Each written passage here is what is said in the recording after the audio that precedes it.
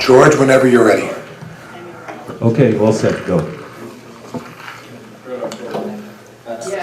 Good evening, ladies and gentlemen, and welcome to the Monroe Town Board meeting of December 7th, 2015. Would you please rise for the Pledge of Allegiance and please remain standing. Pledge allegiance to the flag of the United States of America and to the republic for which it stands, one nation, under God, indivisible, with liberty and justice for all. Ladies and gentlemen, please, if we could recognize that tonight commemorates the 75th anniversary on the attack of Pearl Harbor, and for all those thousands, if not millions, who perished in that war. And please, God, take into your warm embrace all those victims at the San Bernardino murder the other day, and may you hold them and hold their families in your heart in this time of sorrow.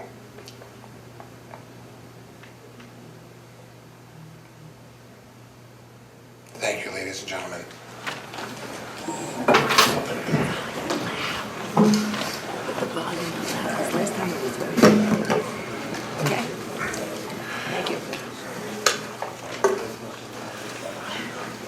Good evening, ladies and gentlemen, and welcome to the Monroe Town Board meeting for December 7th. We need an approval of the minutes for October 1st, 2015. Present were Doles, Burke, McWaters, and Martin. I'll make a motion that Doles, Burke, and McWaters. Okay. I'll make a motion that we accept the minutes as presented for October 1st, the budget meeting. Second. Any discussion? Call the question. Oh, just one item. It mentions town council, and that means the attorney.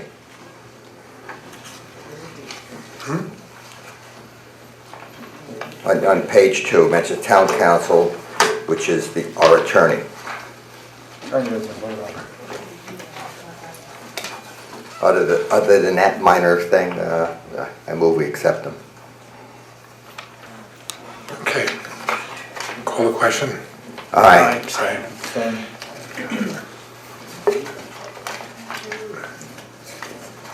This is a motion for the November 12th, 2015 meeting. All were present. Doles, Burke, McQuaid, and McWaters. This was another budget meeting. Yeah, I'll make a motion we accept the minutes that are before us for the budget meeting on November 12th, 2015. Second. Any discussion? Call the question. Aye. Aye. Stay.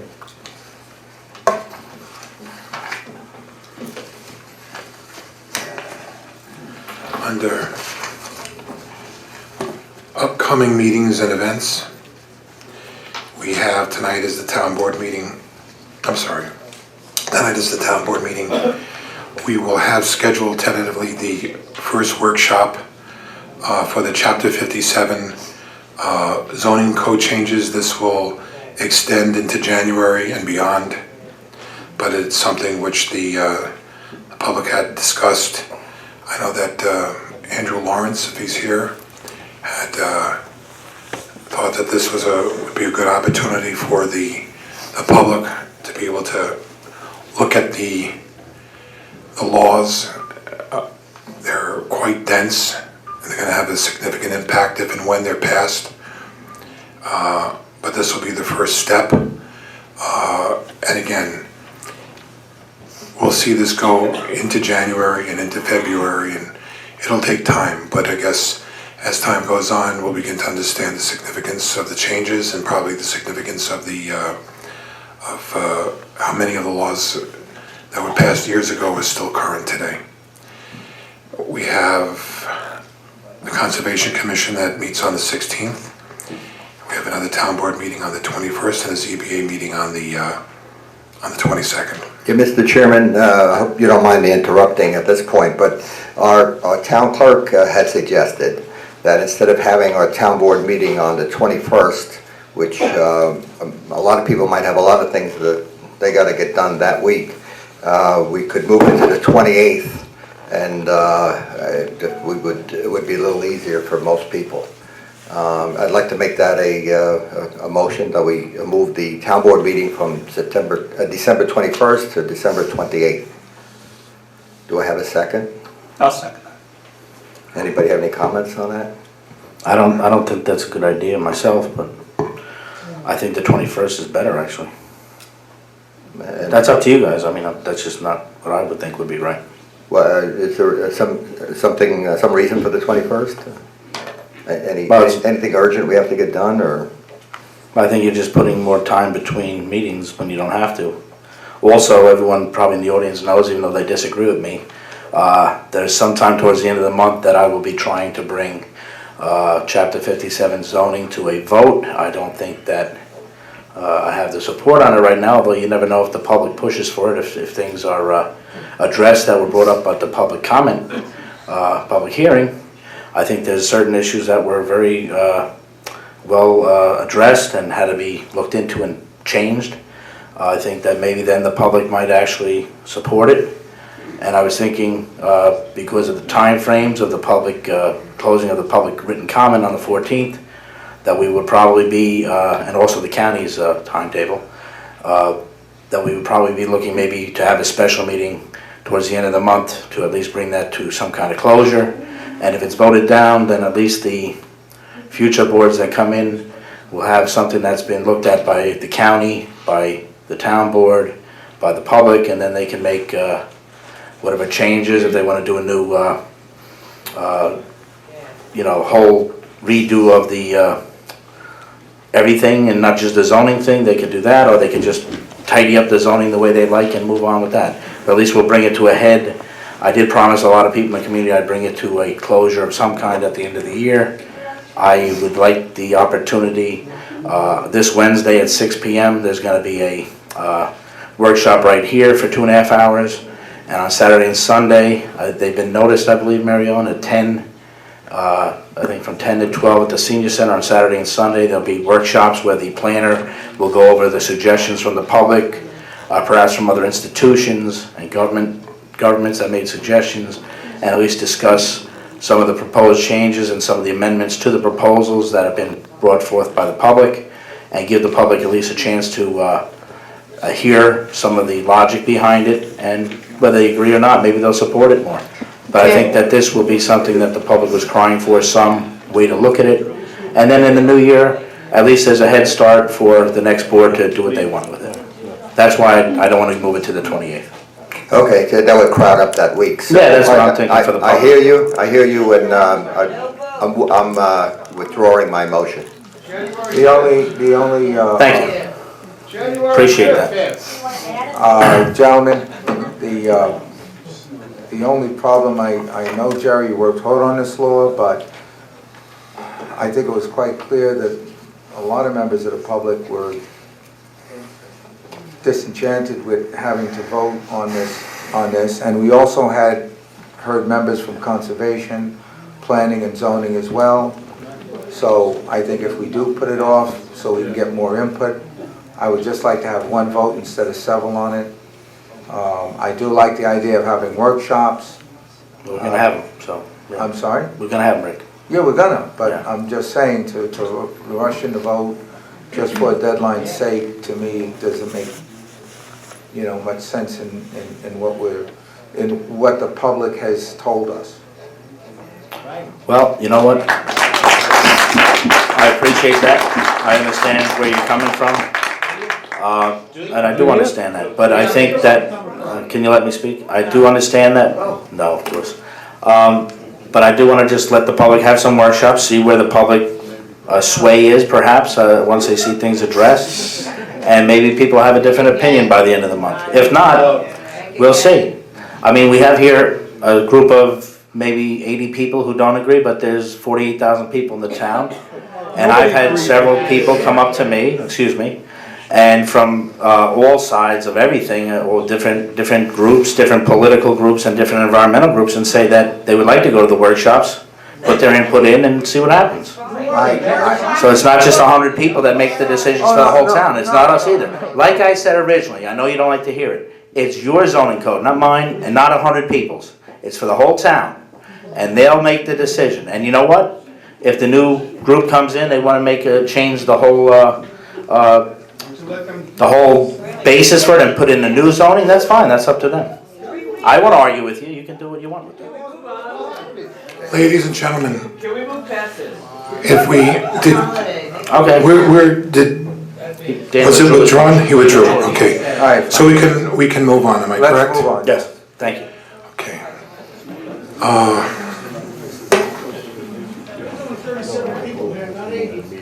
We have. That makes my point. We have, and again, it was mentioned, and if Mr. Lawrence is he's here, no.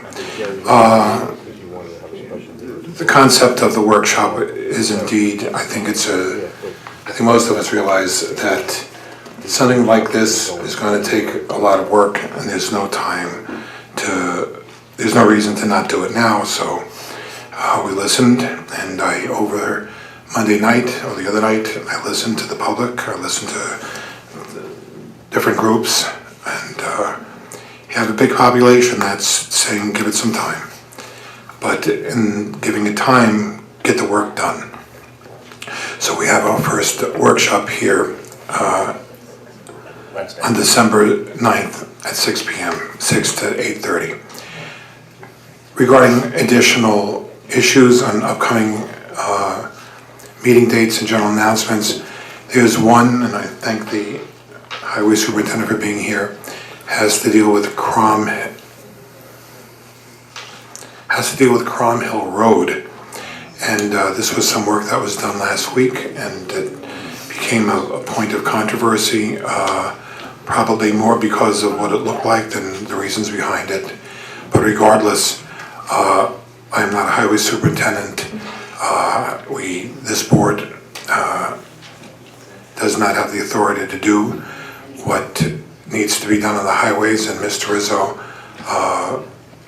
is empowered to be able to look at those roads and make the decisions as to how to make sure that the public safety is best. Before we move on to that, could we finish with the date announcements? Because there were some important dates at the theater that the public needs to know about. What else was there? Yeah. You have a go? I'll get to it. No, that's coming afterwards. Okay. I have it, Danny. All right, thank you. And you're online. I'm sorry, Superintendent Rizzo.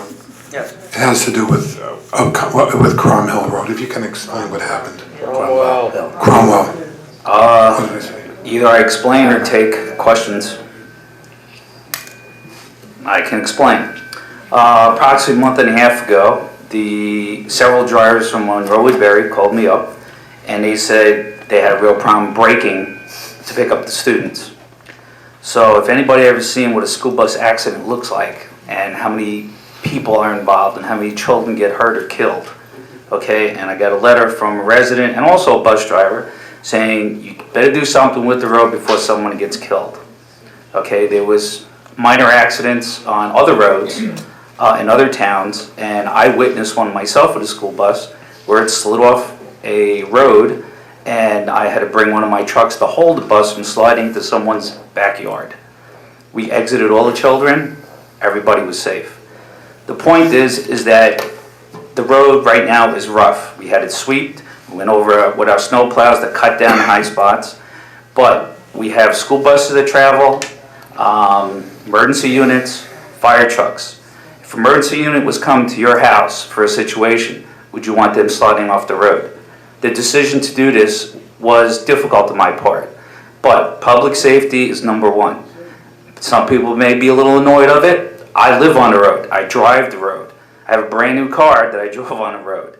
Okay, yes, it is a little rough and it's bumpy, but I know in the middle of a snowstorm, after it's plowed and salted, or when it rains, that people are not going to slide off the road. And that is my main concern. If somebody wants to challenge that, I have no problem with that. I can go over all the stats. I can go over the list that we have for 2016. that the road's gonna be done, but I had to look after children, that was most important, and the school buses. And that could be you, I, or somebody else driving down the road. Personally, in the middle of the night when I patrol the roads, okay, and they're wet, I slid down the road. I couldn't make the corner on Cromwell and Cromwell Road. So last year we had a problem. We didn't oil and chip it for one reason, because the road has 4 inches of oil and chip on it. And just to oil and chip it again is the waste of taxpayers' money. The road needs to be taken up and redone. And that will be done in the spring. So right now, bear with us. It is a little bumpy. All the material's been swept off of it. And we're doing our best to keep the road safe. That's all I have to say. I can go on and on about it, but safety is the most important thing. I don't want anybody sliding down the road and hitting a telephone pole or sliding off to areas where it goes a 20-foot cliff. We don't need that. We don't need anybody getting killed on our roads.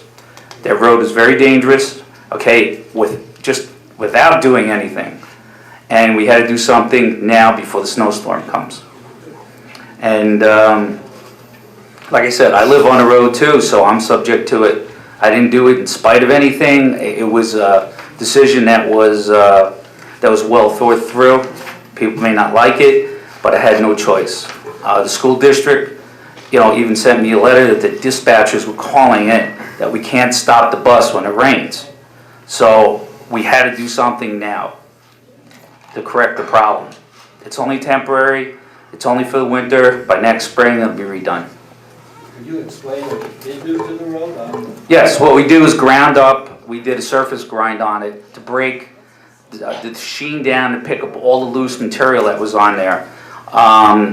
There was a bunch of loose material that was down on the road, but it was coming off. So in wintertime, there'll be potholes. So what we did was ground the surface down a 1/2 inch. The machine that was used, you can get a 1/2 inch, you can get 1 inch, depending on how the surface of the road is. And that surface is very wavy. So it took off some more in other spots and less in other spots.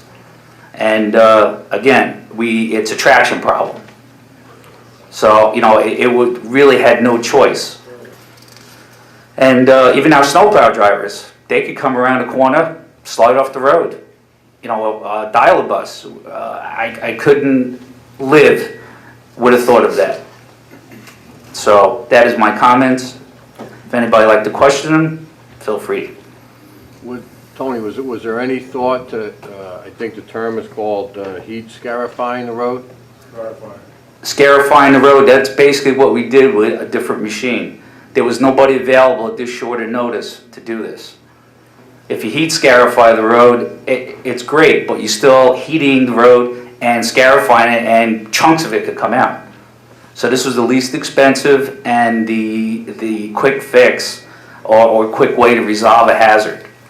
How is it going to be repaired in the spring? That would be up to the new superintendent, but I have here on the roads for, under the 284 law, what roads are going to get done, and Cromwell is on it.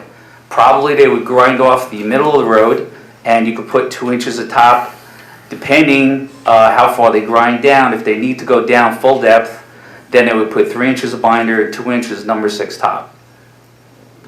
That would be the way to correct it. And then you have a road that doesn't need oil and chip for about 10, 15 years. And it's a way to utilize funding correctly, instead of just oil and chip. We all know after you oil and chip, a year down the road, especially on Cromwell, that's been about 2 to 3 years. And the problem is it doesn't stick correctly. We've had roads that oil and chipped, in 6 months they came up. So it's a catch-22. Some people say thank you, other people say it was a problem, or it is a problem. Like I said, we had to do something quickly. Tony, you traveled the road and you see how hazardous it was. So maybe this method of correcting the hazard may not be to everyone's liking, but it was important for me not to have a situation occur where it's either hazard to drivers or a fatality. Did you happen to consult the incoming super on this? No, I didn't. But he looked at it and agreed with me. From a fireman's point of view, which I've been for a long time, and hazard point of view, I've seen many, many accidents. I've seen how they're caused just by a slick road. Did he agree with you that it needed to be corrected, or that what you did was the correct? It's not a correction, it's just a way to eliminate the hazard. Well, yeah, that's what I'm asking. Did he agree with you to eliminate the hazard, or did he agree Yeah, with you? he rode the road as a chief, as a captain for the fire department, and he says that would be the, fastest way to do it. So, and next spring, he can top the whole road, at least you'll have a road that will last, and you don't have to worry about oil and chipping for a long time. And again, that road to oil and chip will be about $15,000, $20,000. That's throwing money away. As we all know, oil and chip, you do the road, the oil today is water-based. Doesn't last as long. The oil and chip of yesteryear, you could get 10 years out of it. Because the DEC standards, it has to be a water-based material, it doesn't affect the environment. So we blacktop 11 roads. I tried not to use oil and chip for that reason. Putting taxpayers' money, and to make it work to the point that you won't keep redoing the same thing every couple of years. And that's the reason why, overlay of blacktop would be good on that road next spring. Tony, I have a question for you. Absolutely. Before I went to work this morning, I did drive the entire Cromwell Road and stopped in at the garage, talked to yourself and Bob. I understand what you're saying, and who am I to question what or why or when. But one of the things that I thought about afterwards, and even in talking with Rob Furbeck this afternoon, or late this morning, what about come winter? I know those grooves are parallel to the center line. If we get rain that turns to ice during the middle of the night, what are your thoughts about how to maintain the safety in that road during the winter months? Is it going to require any additional care or salt or sand? Or? The melted ice would go into the grooves and actually give you a surface to drive on.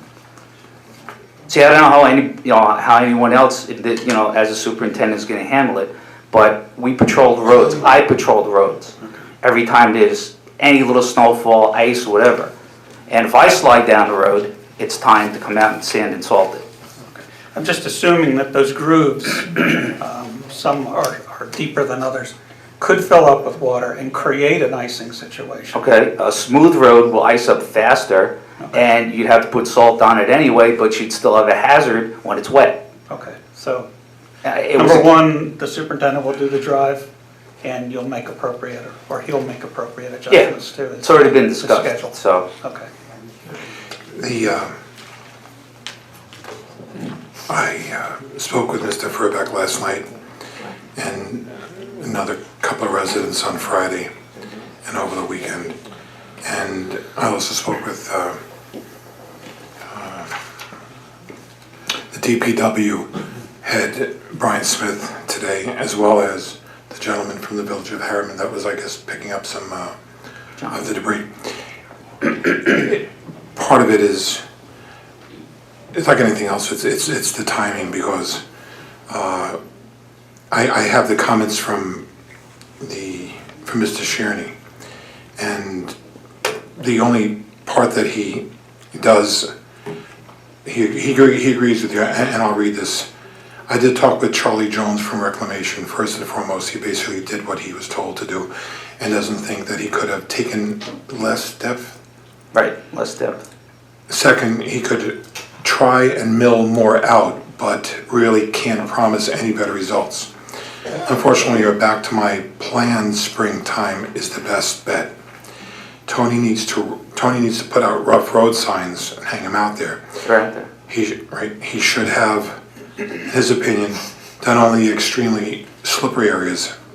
And I'll go on, I'll pass on some of the other parts, but essentially it's more or less, and I have the emails, I would have sent them to the, I'm sorry, these are text messages, I would have sent them to the town board, but I didn't have a chance to do it because they did come in late this afternoon. Essentially, one might say, one might say, do the entire road, which is a mile and a half, 2 miles. Yes. And some might say just do the areas that were essential to that problem. Whichever way it is, it's your call. What we need to now do is, and because Tilcon, is it? Yes, Tilcon's on schedule. Tilcon, I found out, is open, but they cannot guarantee that they can lay anything down and it'll stick. Right.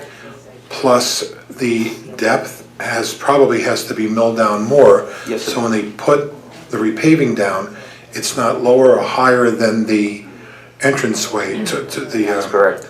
So I'm getting a little bit of an education this morning about this. So what the new board is going to have to look at is how to pay for blacktopping, for repaving from, essentially from Bocce's to the border of the village of Right.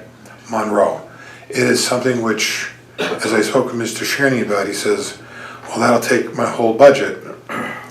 It might, but that's what we're here for. We're here to be able to take a problem and then deal with it. And if it means that the town has to, I'm sorry, if the town has to, if the town has to borrow money, bond money, it would borrow a bond money. If it would have to take money from one of our accounts, it would have to. This is something which the future board will decide.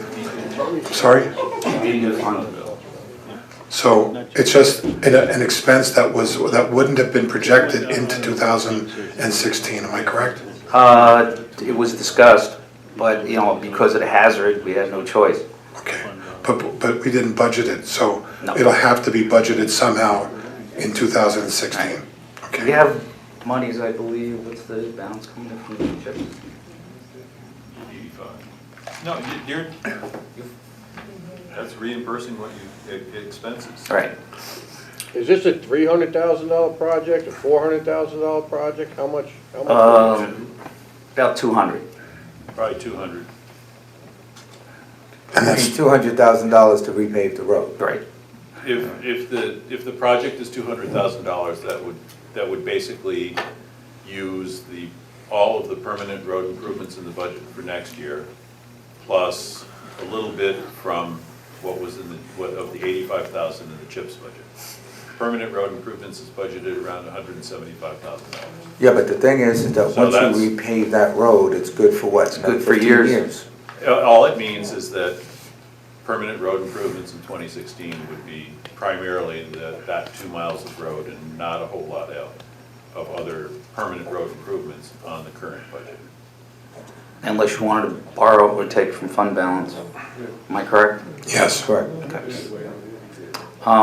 Roads right now are in need of repair. Some roads haven't been touched in many years. That's why we instituted the program to take up roads and replace the roads, not just put a Band-Aid on it. Because Band-Aids, as you know, don't work. And this is something that the town has to understand, and the residents. We're here to improve the situation. I won't be here. Mr. Sherney will, I hope, continue the work that I started. And we actually took up a lot of roads and repaved them. If anybody went near Quick Check, the Orchard Hill project, as I call it, turned out wonderful. There was a major problem with that road, besides having the sewers put in, and something had to be done about it. And we did. And it was roads that were in horrible condition that should have been taken up, many years ago, that we actually, redid. And we put, first went under the infrastructure and replaced pipes and basins, whatever needed, so that wouldn't have to be taken up again to redo a road or If the basin, the old basin dropped out, you don't have to cut up new blacktop. So yes, it is expensive, but if you take care of it correctly, it will last a long time. And that's the premise that I worked on, and it seems to be working fine. You know, it'd be like painting your house with 20-year-old paint. It's not going to stick for very long. You know, oil and chip on a road will, last maybe a year with 2 years, and it has to be redone. Problem with oil and chip is that when it does get hot, I'm sure you've seen it, the oil comes to the surface, and now you have a slick and hazard condition. And, it just had to be addressed immediately. What else do we have? Okay. Gentlemen, can we move on? Yep. Again, we have the announcing date for the workshops. There are a couple of events here in TMAC they asked me to read out all the events for these upcoming events can be purchased at the as a TMAC gift card. We have for December 12th, we have Xylophone Prevents their showing of Swamped at 2 p.m. You can check their website, Xylophone, that's zylofone.org. These are a great group of young men and women and kids that have some challenges, that have done a wonderful job, and they're going to be putting on a presentation of their work. And please come and watch miracles happen. We have on the December 12th as well at 6 p.m. We have the Hudson Valley Opera will be playing their classical holiday music, and that's on December 12th at 6 p.m. We have on December 19th, Elvis and the Elves, with special guest appearance by Santa, and that'll be on December 19th from 7 to 10. Everyone has heard about this. Star Wars will be coming to TMAC on December 18th, 2015. And we're already in the position of doing the pre-sales.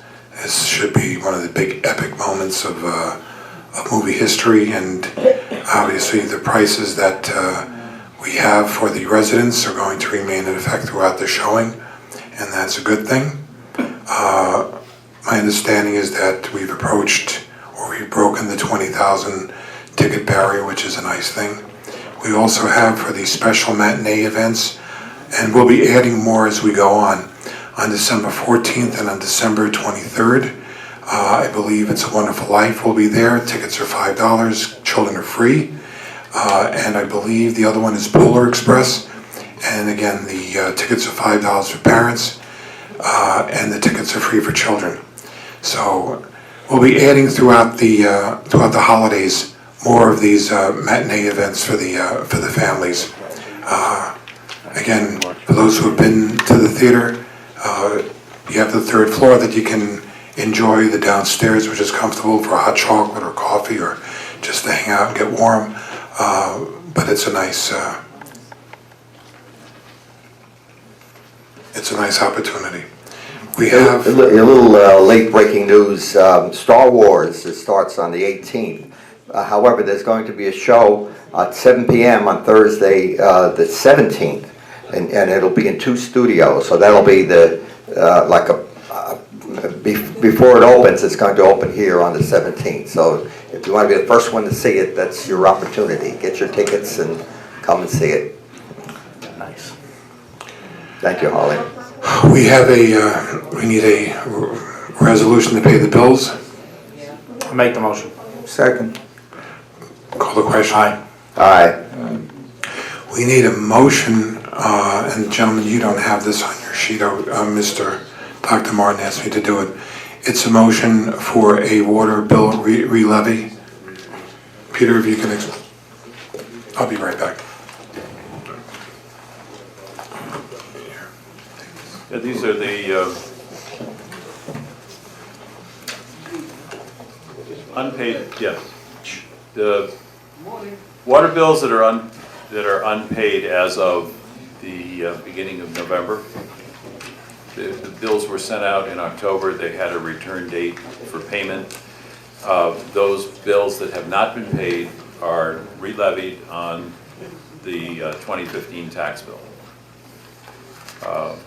Some folks don't pay their water bill all year long and just let it roll over to be re-levied. So there are a few instances like that, and the others, all I can say is that the water re-levy that we have this year, about $60,000, and it seems to pretty much follow along every year. It's about the same amount that ends up getting re-levied on the tax bill. So the town board just has to pass a resolution to re-levy those bills to the tax bill. Okay, so you need a basic resolution for the town board to levy the attached water district amounts due on the January 2016 county tax bill. Correct. I'll make that motion. I'll second the motion. Any discussion? I see some pretty extraordinary amounts here. Well, yeah, Yeah. they're unpaid. What are you gonna do about it? Not, That's my question. well, this is what happened? happens. This is what happens every year. This is how it's handled. They are the unpaid bills are re-levied, and all residents who've been in this community for more than 2 years that are in the water districts understand that this is how it works. Doesn't mean it's right.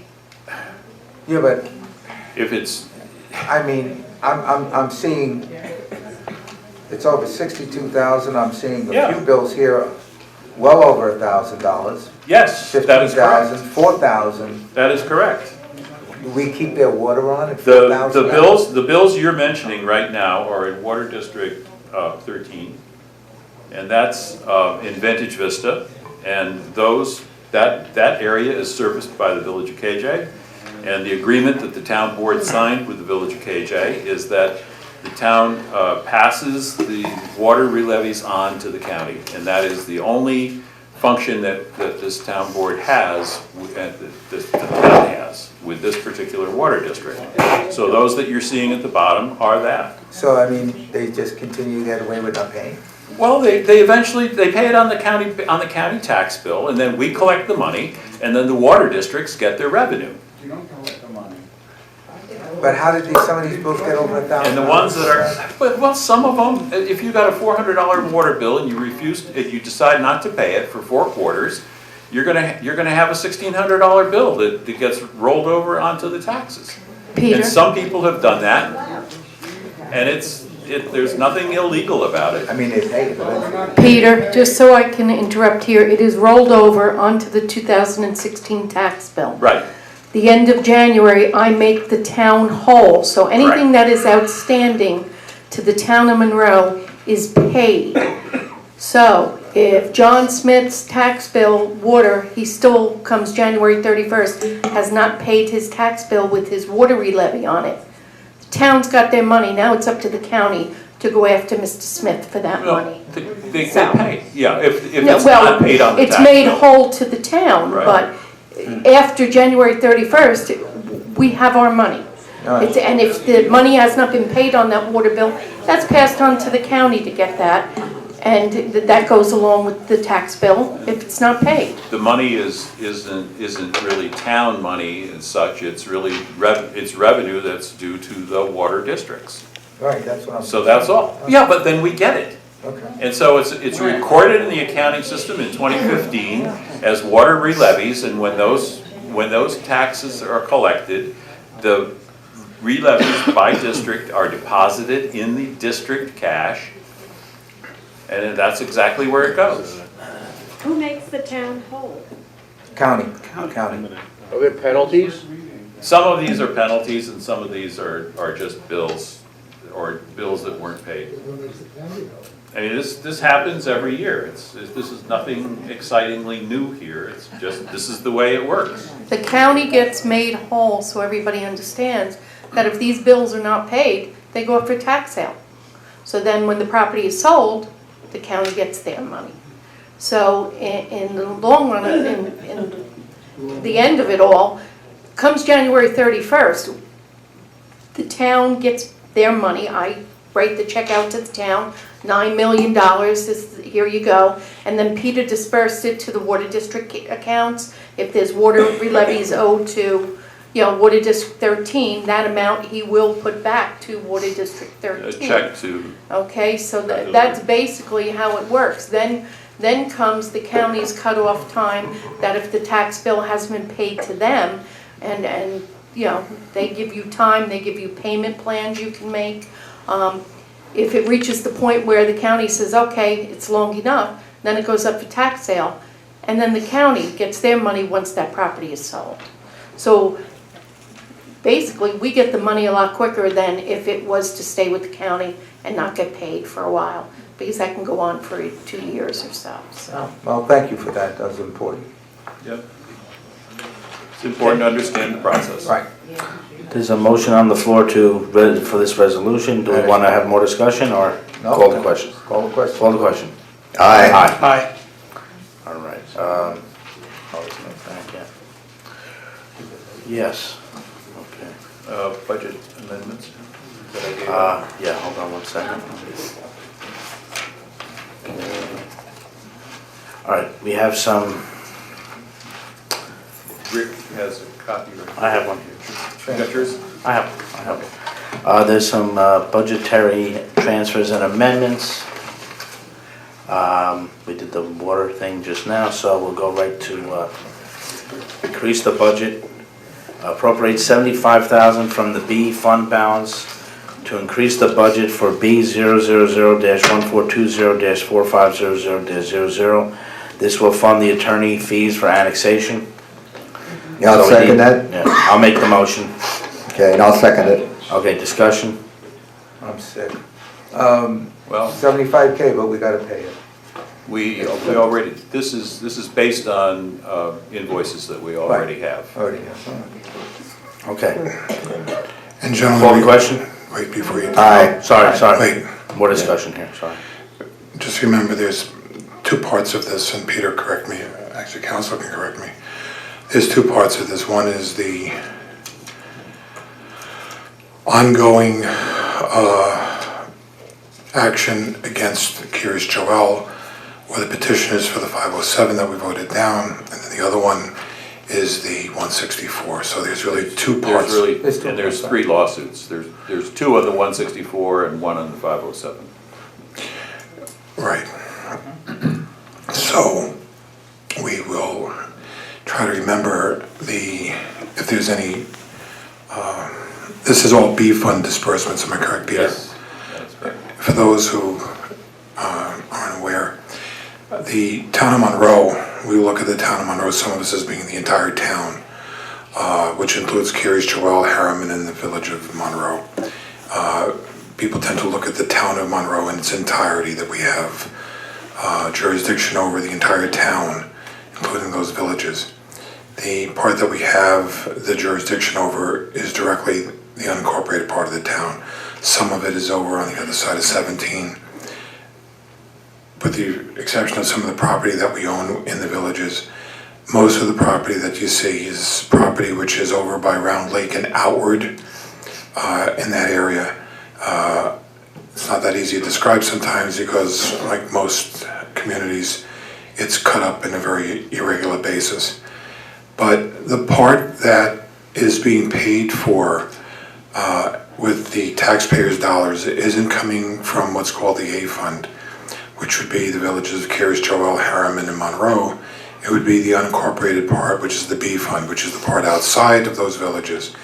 And the reason for that is because this is an action between property which is in the unincorporated part of the town against the village of Curious Joel, and we're responsible for the attorney costs, the engineering costs, and all of the other costs associated with it. The other lawsuit is the same, coming out of the B Fund distribution. That's where we said yes to the 164. So in that case, we have a different set of criteria. So in a different group of lawyers. At the end of the day, we'll probably wind up with other issues when it comes to zoning down the road.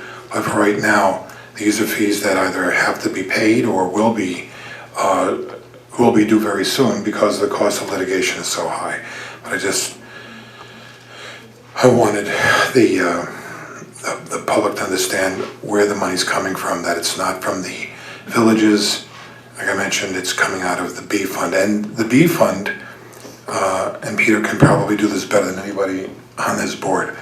The B fund is the place where if we have money that is difficult to utilize, it would be from the B fund, because the B fund doesn't contain its own separate parks, it doesn't contain its own separate services, it doesn't contain things which are whole and complete and encumbered within the unincorporated part of the town of Monroe tax base.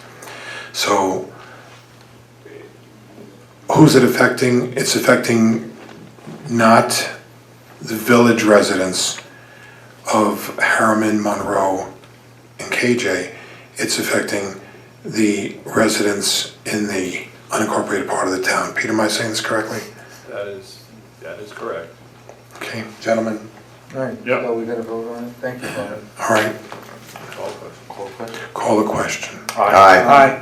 I'll take this. Yep.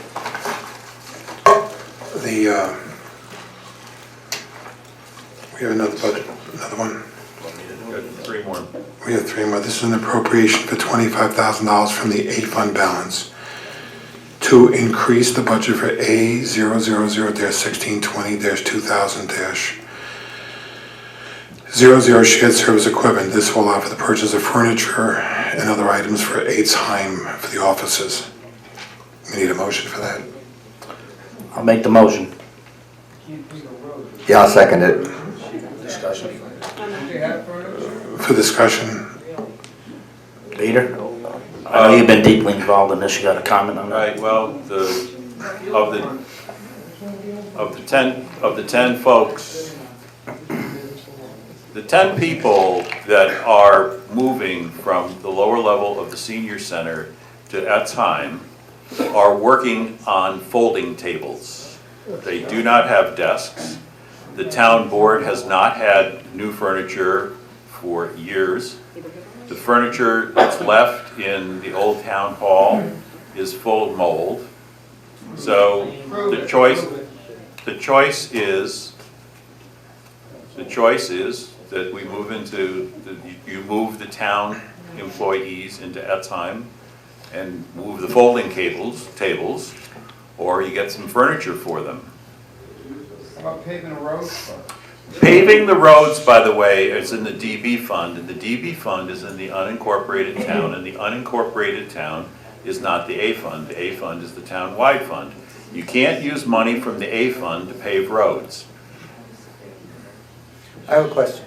Could this, because the B fund is more or less funds that are almost like frozen in a sense, I mean, they're very hard to get to. I know where Can we you're take it out going. Can we take it out of the B? The problem is that under New York State accounting procedures and rules, right, buildings are an A fund charge. Yeah, but this isn't a building. Well, it's building and equipment and the support thereof. No, it's It's gray really area. A fund. So, I think it's a gray area where we can well, possibly look at. the issue is that before the end of this month, 10 people need to move into that location. No, and the issue here is, should we take So, it from A? how do you want to do it? B fund. You said it was difficult to get those funds out, and they're just basically languishing there. But then all that means is that the people in the residents of the unincorporated town are the ones that are going to be basically paying for that furniture and not a town-wide charge. That's the difference. That's all it means. That could be a problem. All right. I mean, it's up to the board. Not a problem, I tried. Did you bid it? Good try. I understand. Did you bid it? Peter, I have a question. The $25,000 that you're asking us to move for This is- purposes of purchase of Yes. furniture, is this an estimate or Yes. is this an actual invoice? This is an estimate because we need to be able to fund the furniture that's going to be required. Okay, point two. Are these funds to be encumbered as a 2015 expense? These funds would be spent in 2015 because you're moving the people in 2015. I don't, if there's money left over that's not spent on this, Right. it would just Just go the fund back balance. into fund balance. Right. It wouldn't go anywhere else. But you're going to record it as an encumbered expense? I mean, you're not going to, probably not going to have all invoices by the end of... Well, if you, yeah, of course, I New mean, Year's what would Eve. happen is if you would encumber that and it would Okay. be a 2015 expense. That is correct. Gentlemen, let me do this for a minute. I had heard a mention about, did you look on Craigslist? Actually, when we purchased the furniture for the, in Town Hall, that furniture which is now in the senior center, that was purchased on Craigslist. It was a desk, it was a used desk, a really nice desk, bunch of chairs, a bunch of different things, and we purchased it on Craigslist. I saw no problem with it. It was worth a lot more than what we paid, and I have no problem looking at this in the same way. If we can find a wholesaler or somebody that's looking to get rid of their their furniture rather than paying for it new, I don't have a problem. It doesn't take that long to search it out. The furniture that I got, it's still there. A couple years later, it's as good as new.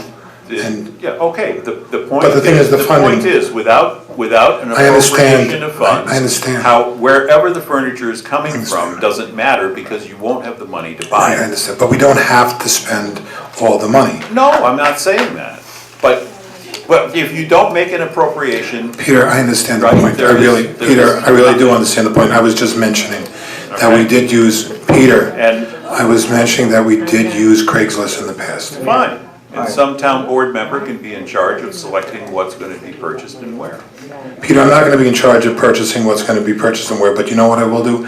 I will go search it through on my own time, and then I'll go send all of you an email to see if there's somebody that's looking to sell, an office suite or suites. And if we can wind up using the money that's passed here to be able to, and have money left over, I don't see a problem with it. We have the ability to be able to pick it up. I know that there are other offices, other villages here that have bought brand new. They're there, they bought it new, they bought it out of a catalog, and they're happy with it. There was no dispute, there's no debate. But this is what it is. It doesn't mean that we have to spend it, and certainly if we can wind up buying something nice, a little used, so much the better. We can save a lot of money. Okay. Yeah, I think that the furniture. What do you want to do? Yeah, the furniture from for the supervisor's office in the present town hall was bought from a judge that was who was retiring, and was so excellent furniture, beautiful, and it was somewhere around $900. So I mean, that kind of shopping is what we will do when we start looking for desks and furniture. We'll be very careful with our citizens' money. Gentlemen, can we, unless there's a further discussion, Can we just? can we call the question? Aye. Aye. Aye. Fund balance to increase the budget from A000-1620-4303-00. Shared service building maintenance and repair. This will fund for the painting, the building security, power, and telecommunications infrastructure at 8 Time. And that request is for how much? $15,000. We need a motion for it? I'll make the motion. I'll second the motion. Any Peter, discussion? with the comment on the Well, budget?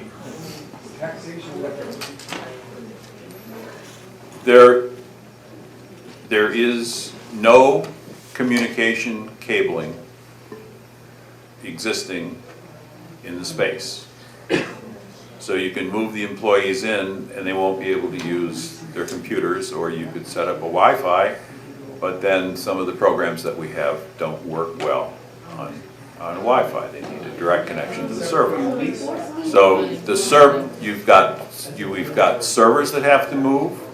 We have servers that have to be installed in the server room. We have a switch. The data network has to be established. And the data cables that connect from the office space to that equipment need to be in place.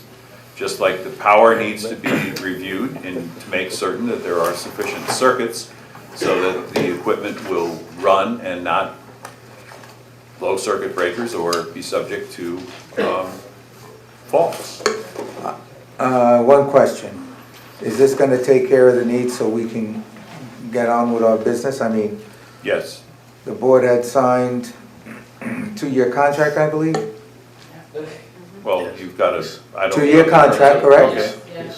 200,000. Are we going to be spending any more money than this to get settled in? Because it says painting here. There's only, there's, thanks a lot. There's one more issue that I didn't put on this as a budgetary transfer because it's not a transfer. I have a quote for a phone system. And I'm meeting tomorrow with Frontier, and I will have a second quote for a phone system. The first quote that I have for the phone system is from New York State Procurement, so it doesn't have to go out for bid because it's on state procurement. It's an NEC telephone system, phone system that will cost less than $10,000 and supply the needs of the entire space, as well as connect all the other offices and buildings in the town all into a single unified phone system with voicemail and all of the features that you'd expect in a modern today phone system. So in addition to this is a transfer that I'm asking for the infrastructure that's non-existent, that needs to be developed if we're going to be able to use the space. And then the second issue is we have money in the shared services budget to be able to purchase a phone system. And I'd like you tonight to agree to an expenditure of a not to exceed $10,000 for that so that we can move forward. We have to have employees in this space before the end of the month, and the time is very short. And to answer your question at that point, you are functioning. You've got this.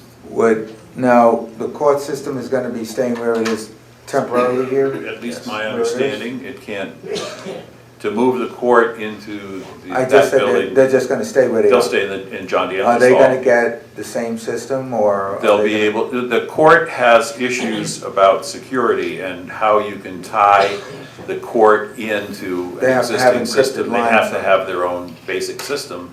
So what we can have is, we can have a way to get to them, to call out to them, but they won't be part of the phone system per se on the dialing list and the extensions, because that's the court. And then the building department and the assessor's office have space. The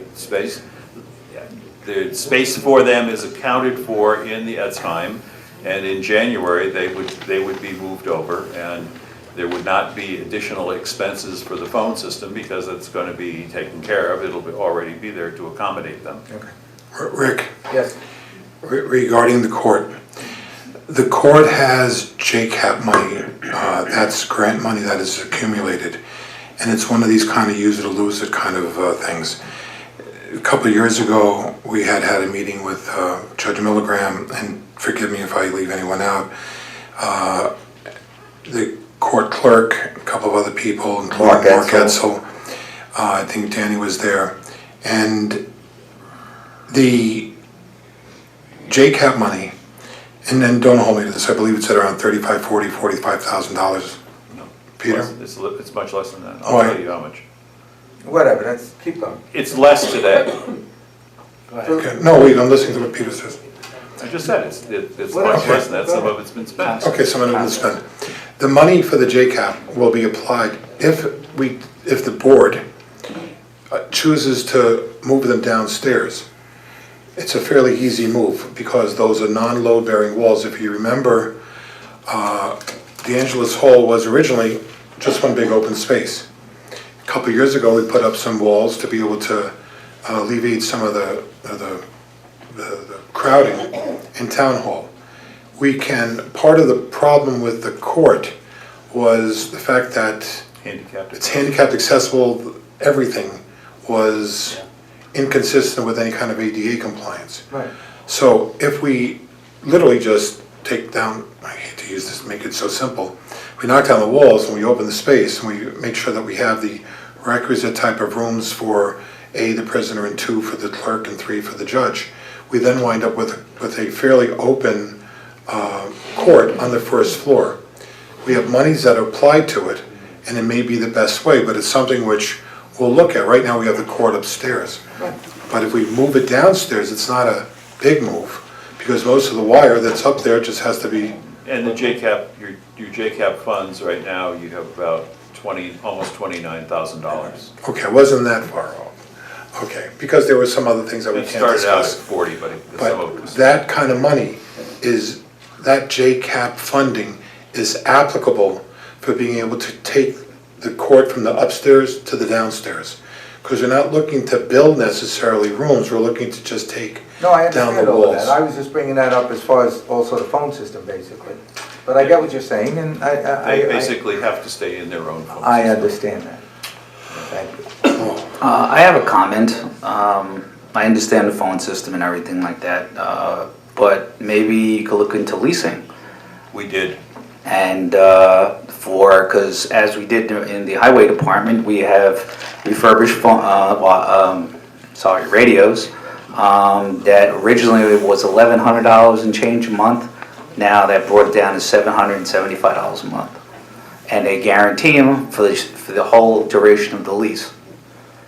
And it's completely serviced on their network, and might be an option. All right. Well, Okay. what do we have in front of us? I need the motion. First, you've got the motion It's still on the about floor. infrastructure. Dennis, anybody?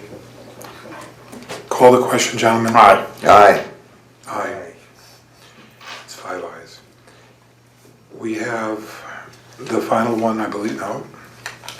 We have a transfer of $9,500 from A000-105100 Justice Court overtime to A000-1110-1010-0010 Justice Court.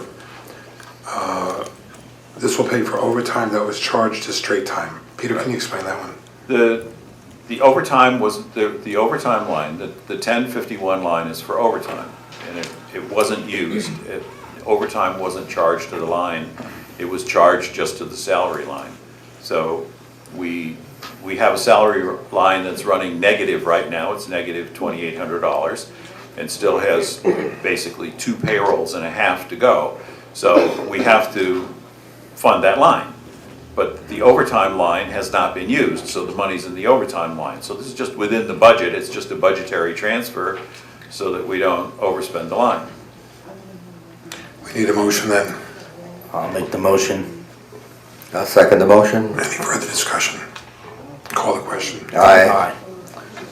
Peter, what was the other thing you mentioned about the 10,000 for the Phone phones? system. Now you needed what, a transfer of that? It's not a transfer. We have money in shared services equipment, sufficient funds to be able to purchase a not to exceed $10,000 phone system. The reason I'd like to have permission to do that is that time is very short. You don't have another meeting scheduled until the 21st. If we're going to move 10 people into a time and we are going to have an operational town government, we need to have this phone system. We've needed a phone system for years. It just hasn't really been addressed over time. Now we're lucky because the cost of these systems has gone down dramatically. So we have a very good opportunity here for the one. We'll find out another one tomorrow. And to answer the question, did it go out for bid? It's the system that we have a quote for right now is an NEC system, and it's on New York State procurement. Okay, so I'll make a motion to appropriate $10,000 for the phone system for the Eitzheim building. Or to allocate. Allocate, I'm sorry, allocate, I'm not appropriate, I take it back. Allocate $10,000 for the phone system for Eitzheim building so the town can do all their work. You know, that's a not to exceed. Okay, not to exceed 10,000. Yeah, I'll second the motion. Call it. Peter, is that an all-in price? Is that Yes. installation, wiring, Installation, the whole everything? thing, and warranty, the whole 9 yards. Okay. First 2 months free? Oh, no, that's a different offer. Okay. Did get a discount on it too.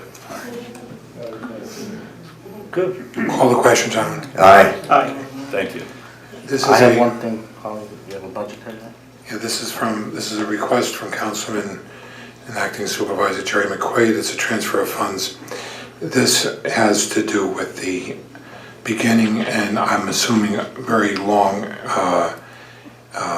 process regarding the workshops for this zoning chapter 57. This is something which the public had discussed, the need to be able to discuss it, to break it down, to see the details, see how it impacts everyone's life, regardless of whether you live in Monroe, you live in Kirs Joel, you live on one side of the 17 or on another side of 17, it doesn't much matter.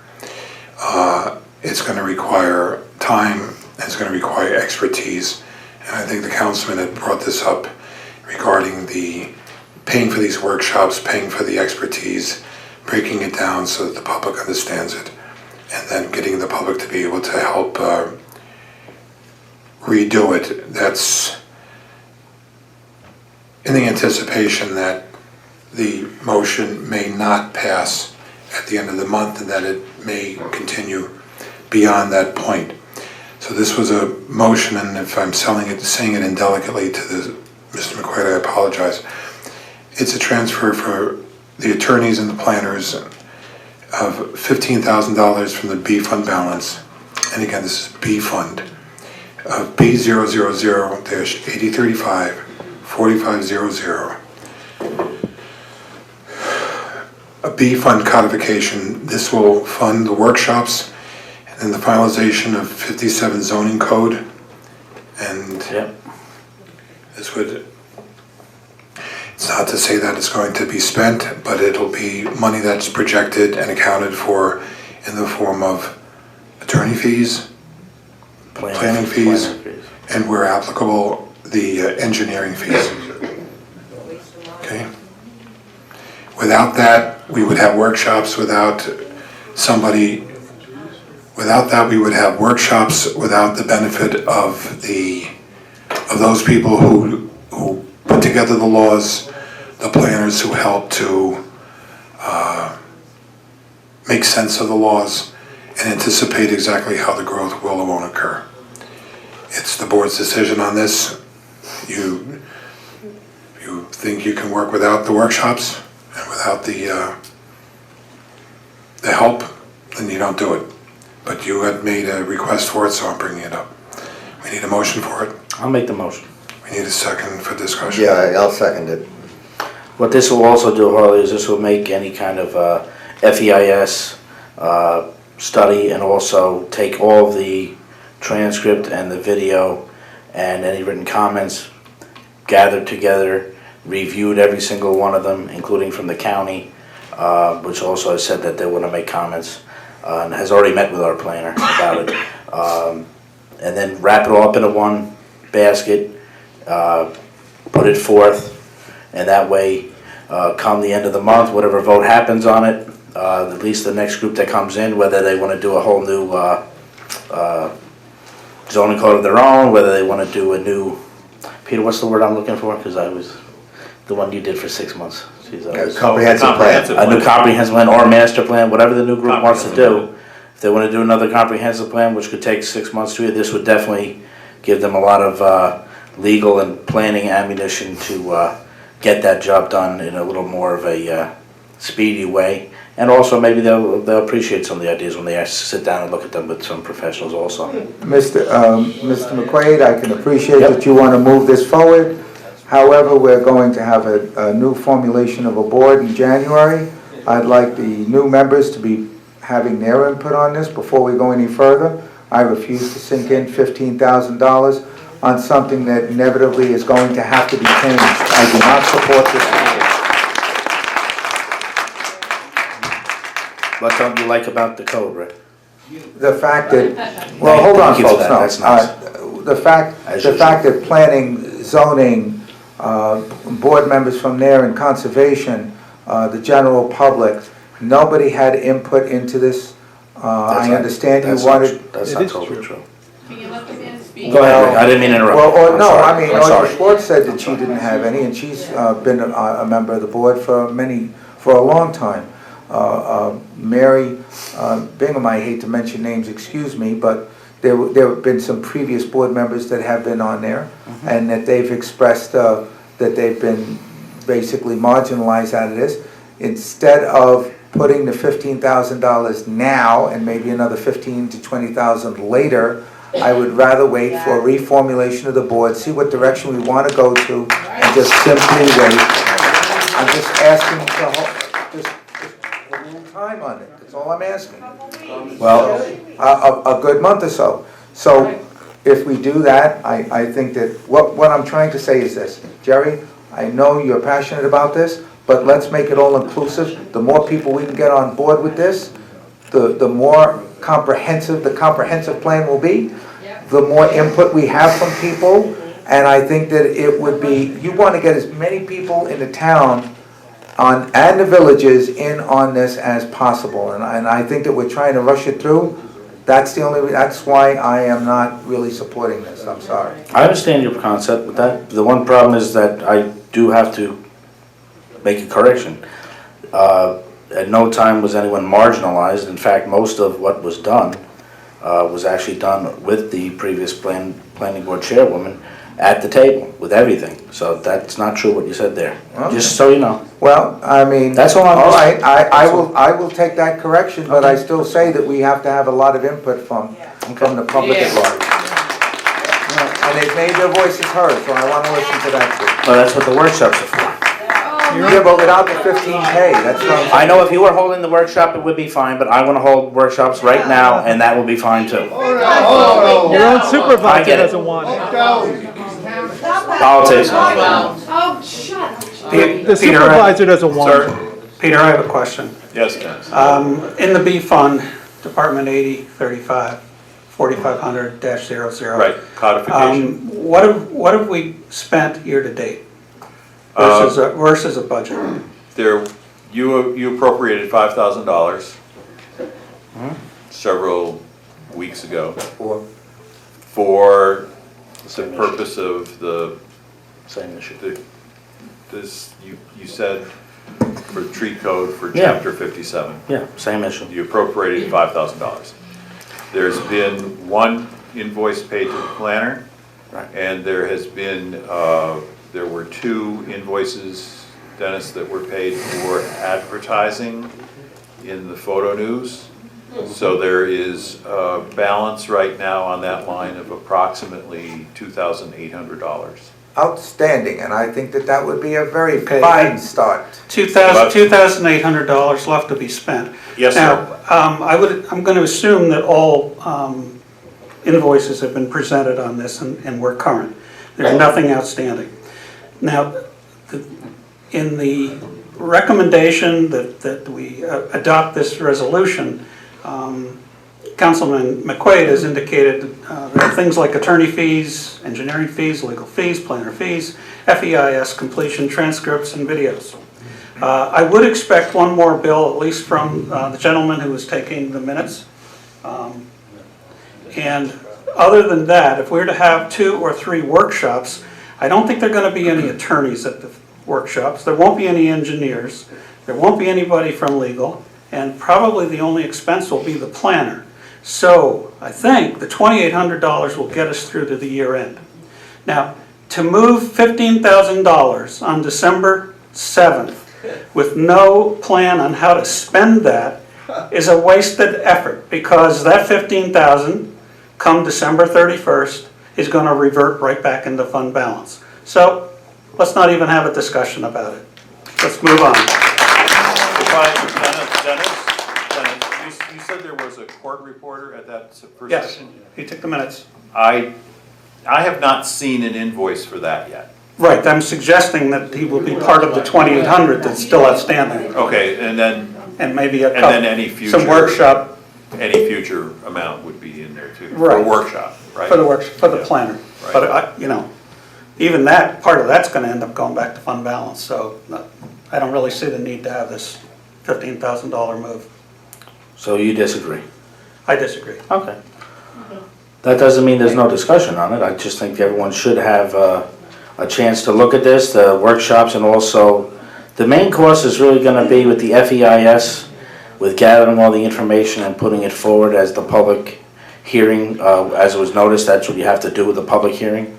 So really, if you tied in what we've already spent with public hearings and notifications, this actually is the end result of a public hearing, when you have to get all the information together with the secret and the zoning and address the issues. So I think it's very worthwhile. I think would it be used now in this board and in future boards.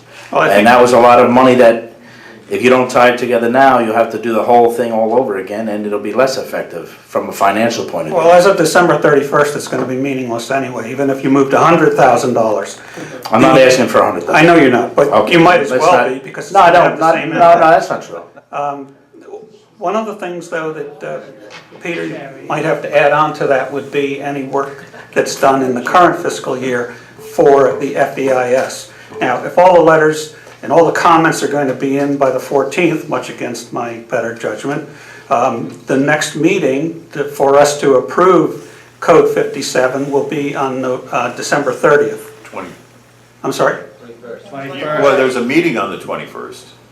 Well, that's not A regular the purpose town of board, this. That's a regular town board meeting, I right. thought we had a meeting scheduled for December 30th to approve. Not this Chapter 57. No, not at this point, because we haven't gathered everything together yet, and this all goes according to getting things together after the public comment and the written comment, and then we would schedule a meeting specifically to address the issue. Maybe we might have more public support than people realize once people see the workshops, but we'll see. But in any case, Okay. you're I get it. telling me it's a January expense. Yeah. Okay, all right. So if you should need more than this $2,800, 21st. the 21st would be the appropriate time to, Well, I'm looking for it now. I will look for it again if I don't get it tonight. But thank you.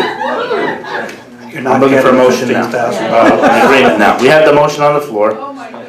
So I'm looking for a transfer of 15,000. And when you look at the Monroe town budget, it's not something that's going to drive us into bankruptcy and onto a welfare program. Speak up, Harley. So I think it's worthwhile for the town. Let me say, we're redoing the zoning code, and this process began probably in 2008. And this was developed with the input from the planning board. Everybody had something to say about this, and it's taken 5 years. And the public, we would put a deadline on ourselves to vote on it before the end of the year, in order that the public would have a good look at it and take a look at what rezoning is necessary for the town of Monroe that hasn't been rezoned since before the last comprehensive plan. So the reason we want to do this is because all this work has been put into it. You've seen the document. It's 116 pages. So now we've offered the workshops, and the workshops would be a chance for everybody to come, sit down, and say face to face what problems you have with this, what problems you have with that, and see that we could come up with a final document, something that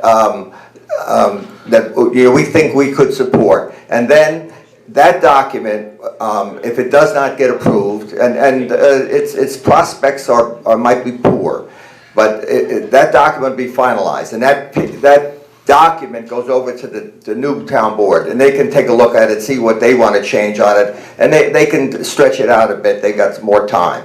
But the idea of having a deadline, makes governments especially move and do what they should be doing. Something that should be done within the last 5 years hasn't been done because there hasn't been a deadline. Now that we have a deadline, we got a Let the good man chance. talk. Stop being so rude. Yeah. Let him talk. You're gonna have your chance of speaking. I'll tell you right now, no one on this board is gonna be booing you when you speak. Give the man a chance. Give the man a chance. Don't point at me. No, stop. Let the man talk. Stop. Gentlemen, we're gonna, please, Stop. please, Act like a gentleman. please, can we move on, please? All right. Anyway, you see the value of the workshops. I'm screaming at the guy. Gentlemen, ladies and gentlemen. How would you like it? This is a motion, this is. Okay. All right. Anyway, you see the value of the workshops, and we would like to continue them, get them done, and present the document to the incoming board. It makes sense. Makes perfect sense. Rather than letting this thing go into the ether. So anyway, that's my thoughts on it, and thank you very much for listening. Ladies and gentlemen, I believe that you read in the photo news the other day, Yes, so speak up and end this. when you read in the photo news the other day, my lack of support of this time, at this time regarding this.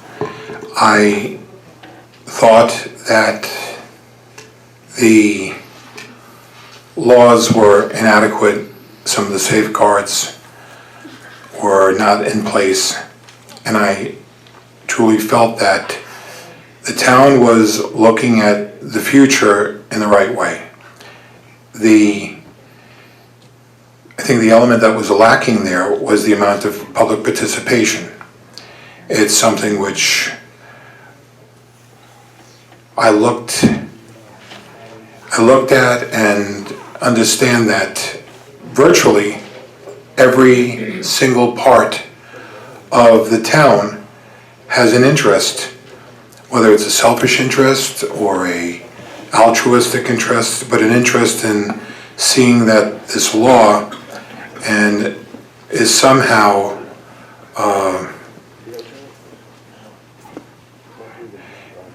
is going to get revisited, and it's going to take time. The delay is the problem for me. It's not me supporting it or not supporting it, it's trying to get things going. Because as the new board comes on, there will be a time for it to learn how to work with each other, because the board must learn to work with each other. There's no ifs, ands, or buts. You can't have a board that's, as Lincoln said, a house divided cannot stand. You have to have a board that winds up working in the best interests, and you always try to strive to get a 5-0 type of a decision. I can understand Mr. McWater's concern. To me, if we vote yes for the $15,000 or we vote yes for the $2,700 or whatever it is, the difference is that the next board will come and just change it, and either it'll say let's continue it or let's stop it, and we'll revisit it later on. However, if we start it now, it'll give an incentive for the new board to be able to say, yeah, this is something which a month ago everybody wanted to see, and it's already in place.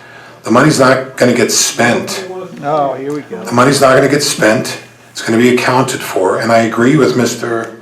McWaters that we're not going to need attorneys for this, but it's for the planner, and each step of the way will add on whoever is needed to be able to bring to the table a better understanding of what these proposed zoning changes are. So I see the argument on both ends, and I'm ready to vote. I am. Are we calling the vote now? We can- Yeah, gentlemen, Call the question. ready to call the question, call the question? Aye. No. Yeah, I'm a yes on that. No, And I'm a yes. So Oh, God, Thank you. what a joke. this way, The money will be well spent. this way, What a joke. The Three Stooges. on Wednesday, you'll have your first workshop. I assume that the money that that was just authorized will be spent for this. All those monies will be accounted for, and as these workshops go forward, you'll see whether or not they produce the result that you want. There's nothing here other than workshops. I don't know of any other municipality that had workshops on zoning changes. Perhaps they do, I haven't seen them, but in terms of it being open, this will be televised, it'll be open, you can come, you can comment. And this will be, again, the first one Wednesday. is Wednesday. Wednesday the 9th, and then this weekend. Wednesday. Do you think people have time to make their schedules for Wednesday already? There'll be Saturday and Sunday. And other Saturday, future ones. and Saturday. There'll be and other Sunday. future ones as well. There will be other future ones as well, you're right. Not everyone will come Wednesday, you're right, but there will be other future ones. Holidays as well I know right now, that. right? I know. You published that schedule a while ago. Yeah, we published that a while ago. There'll be other workshops also at the Ladies and gentlemen, Okay. let's not give them any ideas about Christmas Day, if you please. Can we move on? at midnight. It's already 9 o'clock. Thank you. Like that, we have a request from the dog shelter for approval of 3 people to attend bite stick training. Did that get changed today? What? We talked moving it till January. Never mind. do we have another transfer on the table? I don't think so, Peter. Dennis, no. No. No? I see one day that. There is one, but you're telling me it's off the agenda. It's off. It's off, Thank you. I was ready for that one. right. It's off. That changed too, the dog thing? Well, they, That's been held over until January. they don't have money, they don't. Oh, here. The dog control officer doesn't have the money in the budget for this year, and 2016 is just around the corner, so I said, is there some way you could just delay this request and do it in 2016? And they said, okay. So, That's for both of them? Okay. yes. Dog stick is done. I don't know if that includes the first aid training. No, it doesn't. That is a separate Separate thing, issue. Dennis. Oh, okay. And Dennis, gentlemen, on old business, there should be C, and that's a request for first aid instructor and active, this is a request for first aid training. The cost is $5 per person, between 4 and 12. That amount is very small. It's a first aid instructor who is an active county law enforcement officer who has a consulting business in first aid. His name is Michael Williamson of the Hudson Valley Center for Professional Resources, and this would be for first aid training at a cost of $5 per person. Would there be certification $5? The certification card Yes. says we add $15 per person to the above listed fees If they get the card. if they get the card. Are we what are we- talking what are we talking voting about on? old business C, B, I'm sorry? No, it wasn't, it was B, Or but new- Or new business? it's under, E? it's, where are you? I'm sorry, you're right, it's E. Thank you. 20 employees to attend. I have a So we question. have no old business? No. Thank you. I have a question, Harley. It says 20 employees. Have those employees been chosen, or is this going to be put out to the employees? It's for the departments, each department will wind up deciding who's going to take the first aid. Be offered the opportunity. So it's going to be offered to each department? Yes. This is the first I'm hearing of it. Right. Okay, So it's for the first day training Okay. at $5. So it's a motion needed. We need a motion for it. Alright. Do you want the motion to include the certification or just with the training? The motion didn't include the card. Okay, I think you should get the certification as long as I would think so, Tony? Yeah. Absolutely. All right, I'll make a motion that we budget the $5 plus the $15 for the certifications for the 20 employees that will be selected by the department heads to take the first aid training. Need a second. I'll second. Any discussion? Just did. Call a question. Aye. Aye. Here's another one for under new business. That was item E, by the way. This is to appoint Evelyn Ortiz as an alternate from the ZBA to ZBA member. Ms. Ortiz, this was a couple months ago. Dan Burke probably remembers it better than I do.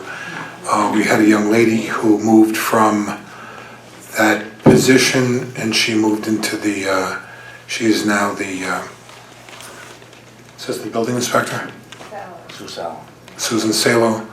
She vacated that spot. Ms. Ortiz took the alternate spot, but this is a motion to make her a regular member of the ZBA. She's been on it for, Daniel, 3 months, 4 months now? Yeah, since August.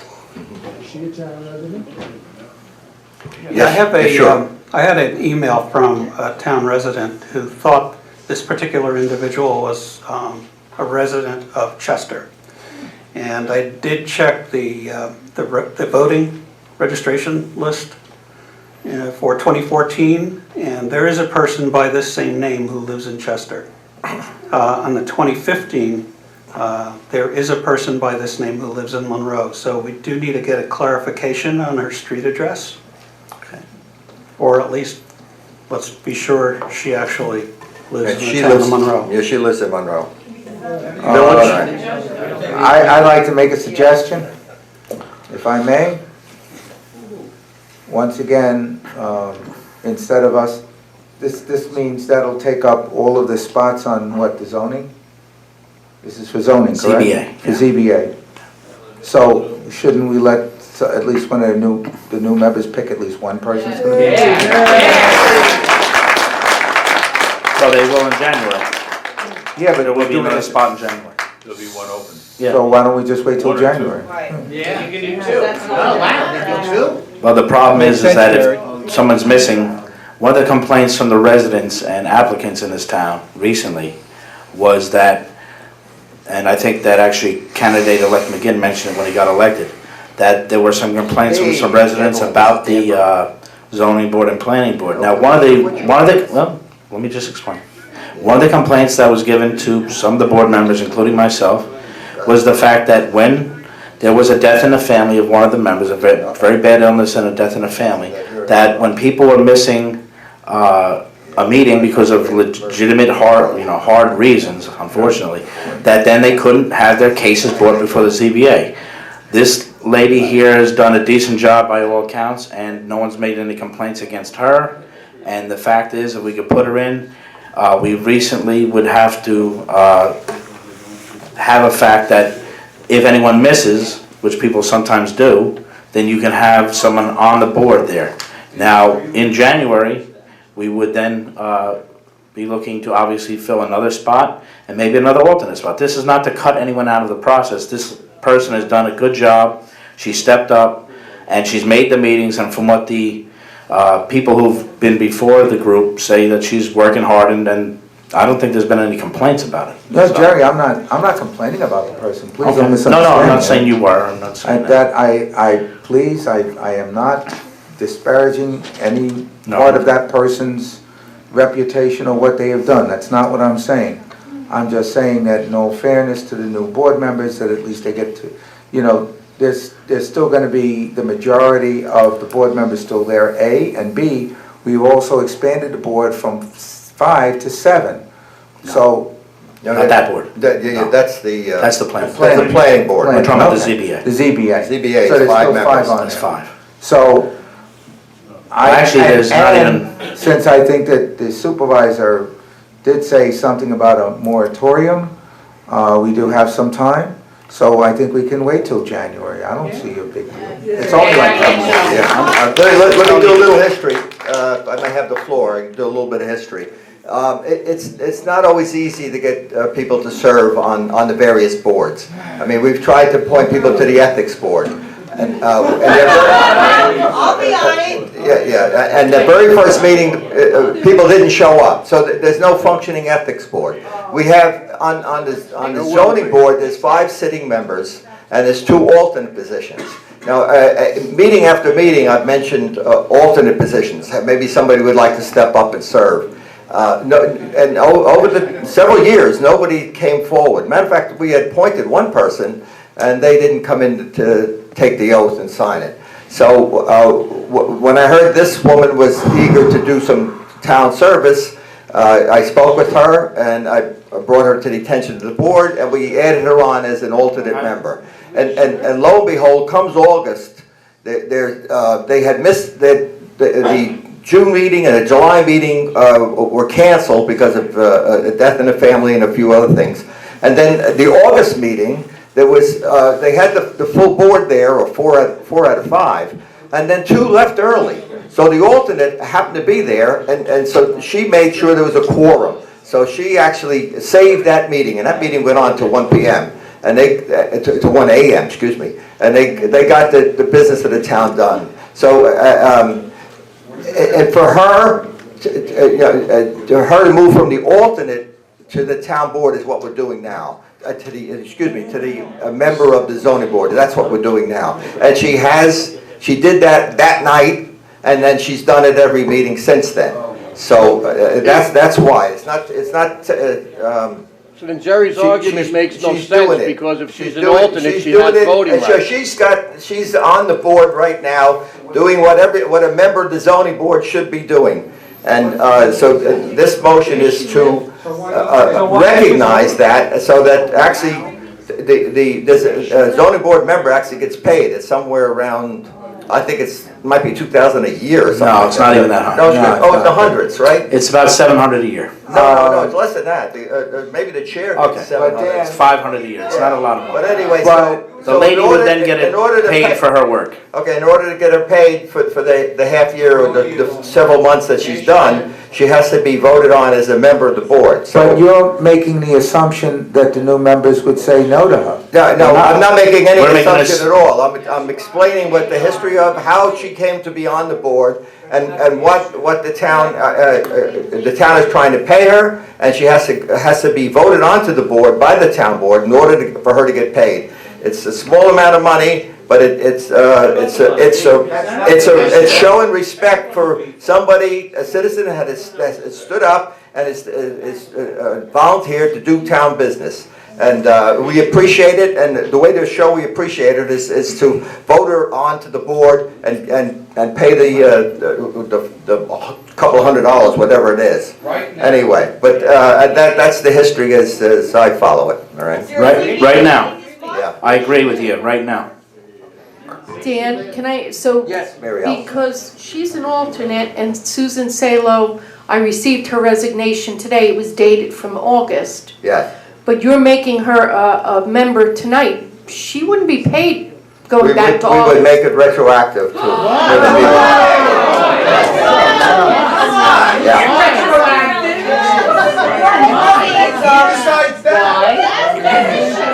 Take the free words and appreciate it. Dan. Wait till the FBI comes. There's a motion on the floor. I Somebody tell don't us know, why. it's retroactive thing is. Anybody tell us why? Mary Ellen, do we know when that term ends, Ms. Sal's term?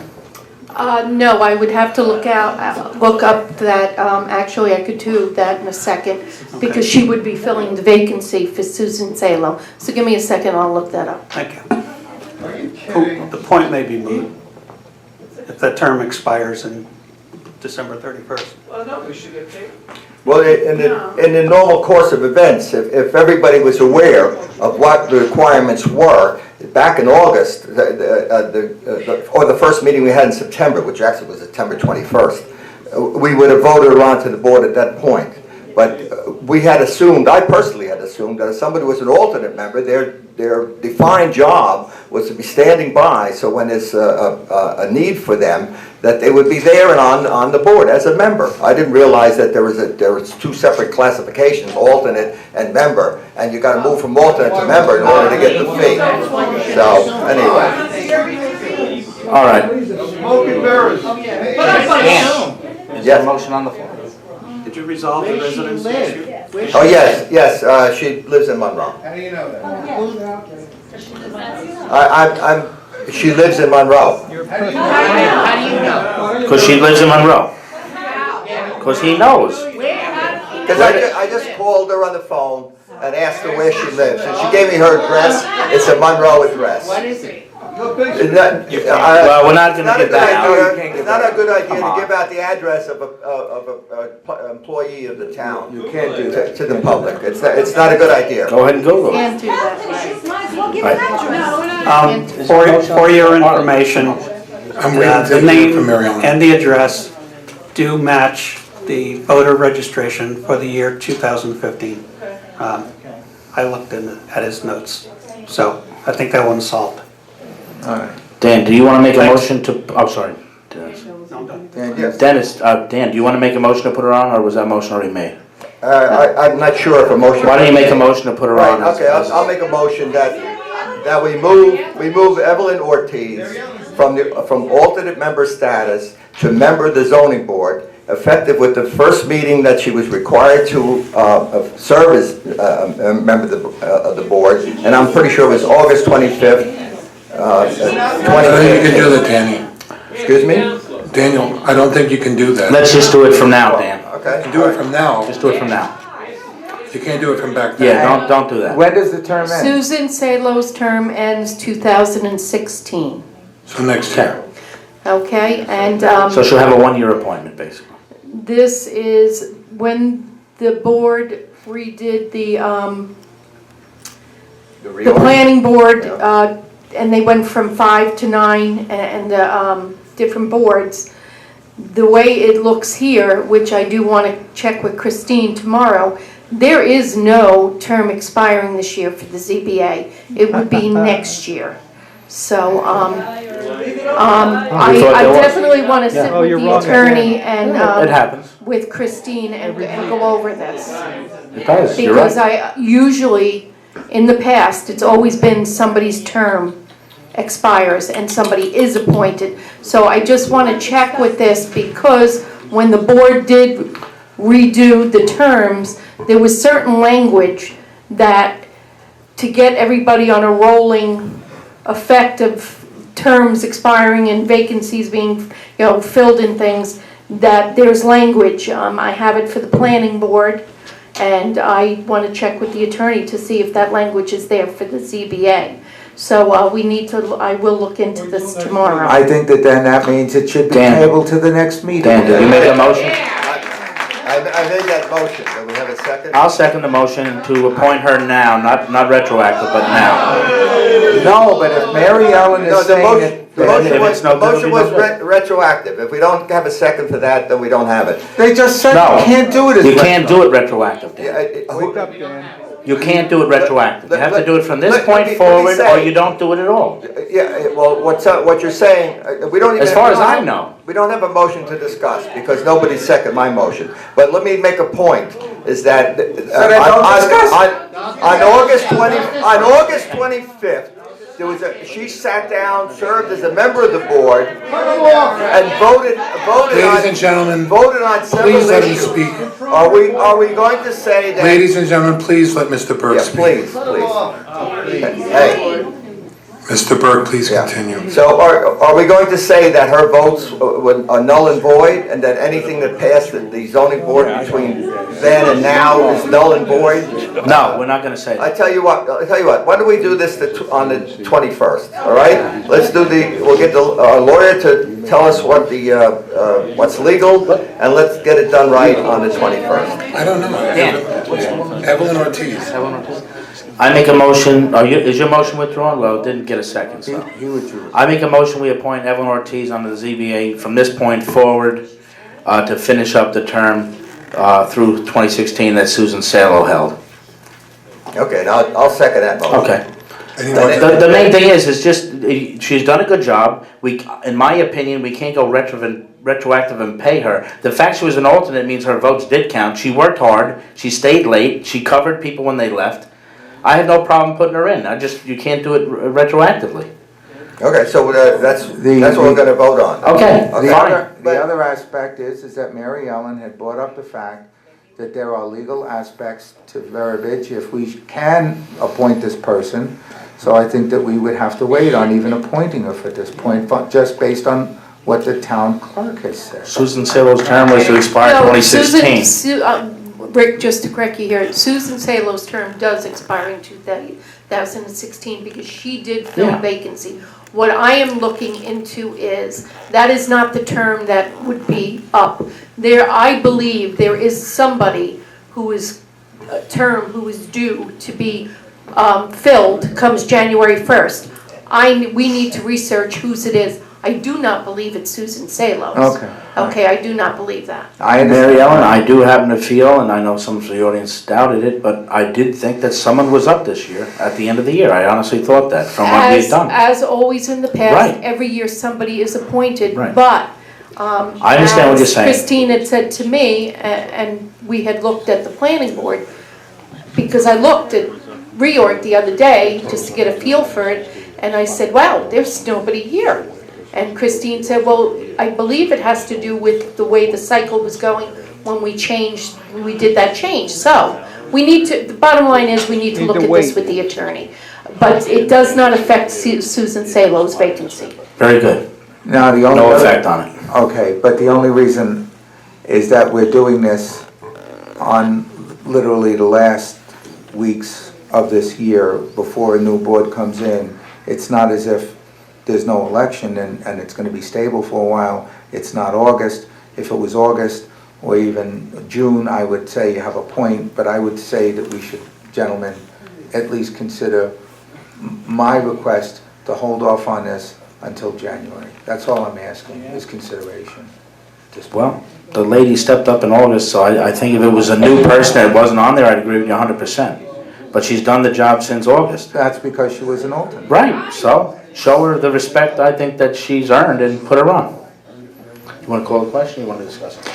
Rick, I understand what you're saying. Okay, I mean, listen, I'm gonna tell you. Please do not misunderstand me. something. I am not saying Let me- that she hasn't worked, let me that she's say- not a good Rick, person. I'm not Rick, saying that. Let me say this.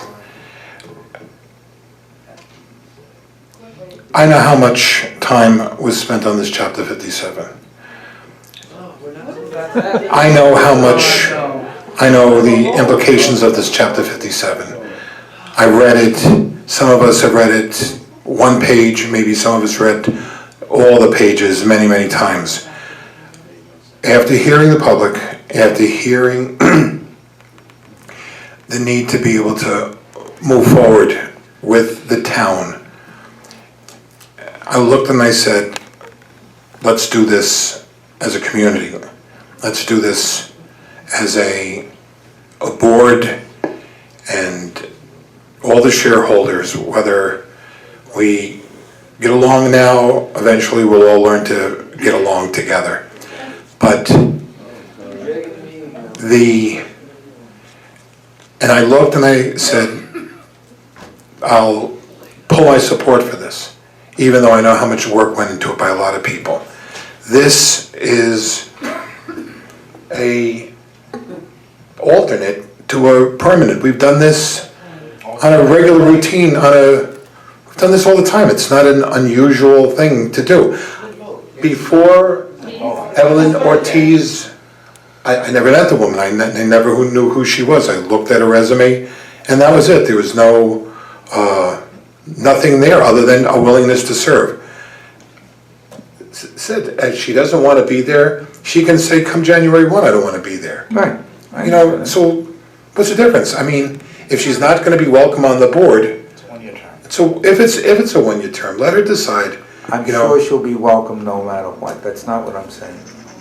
But I understand, look, gentlemen, you're gonna vote your own conscience, I'll vote mine, and that'll be that, so we'll call it the question. And call the question. Aye. Aye. No. Aye, Don't matter. We took all that Okay. time and wasted all that time. thank you. All right, she's on, no matter. Unbelievable.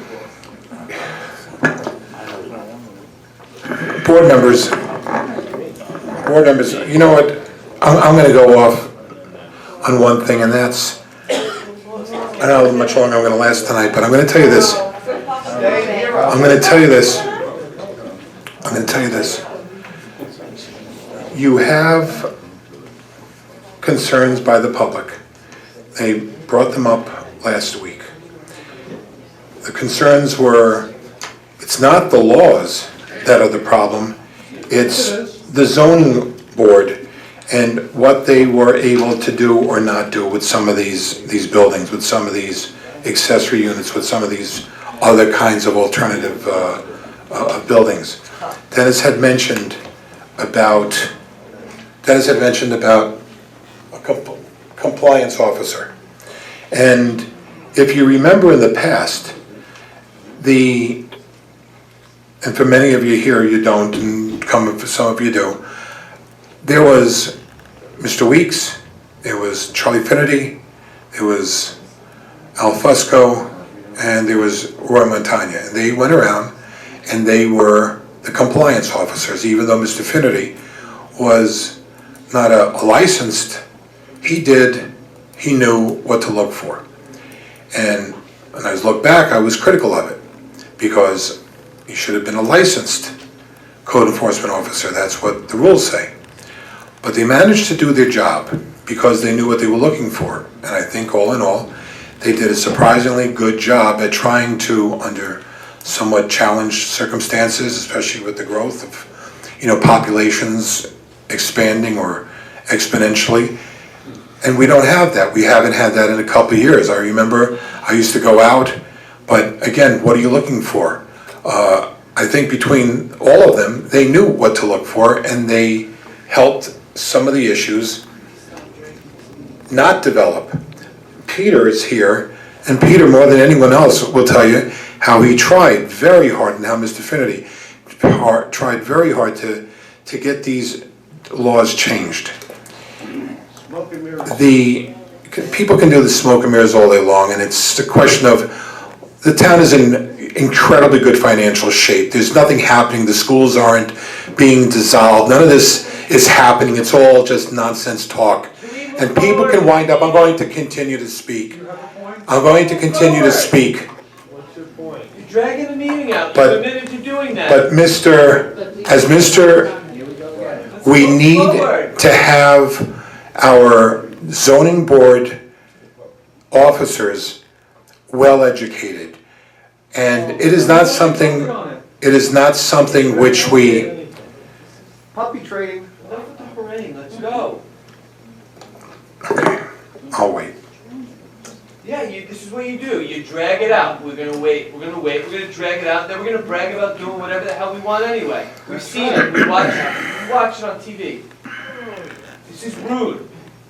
My apologies if this is interpreted as rude. What I'm trying to say is that we need the planning boards and we need the zoning boards educated above and beyond what the minimal requirements are.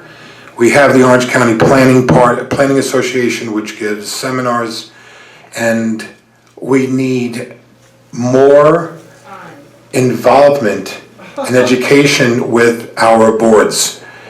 That's why, going back to this workshop, it'll give them an opportunity to be able to see exactly how these zoning changes may or may not wind up affecting how they view the laws, which in most cases they see for the first time. They're told by the attorney or by the engineer. And I did this as an aside, and I didn't mean to. It's just these zoning changes And the people who represent them need your help. They need the help of the board, they need the financial assistance that the professionals can give them, so that we can, maybe sometime in January, February, June, sometime in the next year, we can come up with a zoning code and a comprehensive plan, which is really going to be done as a byproduct of a lot of work between a lot of people. And I'm not saying, you know, we still have to vote on this on the 21st, is it? Or At the end of the month. At the end of the month. We still have to vote on it, but the future is that an educated zoning board and a planning board is going to be vital for us to be able to make sure that whatever the laws exist now or exist in the future are going to be put to the best and highest use. That's my statement. Whoa.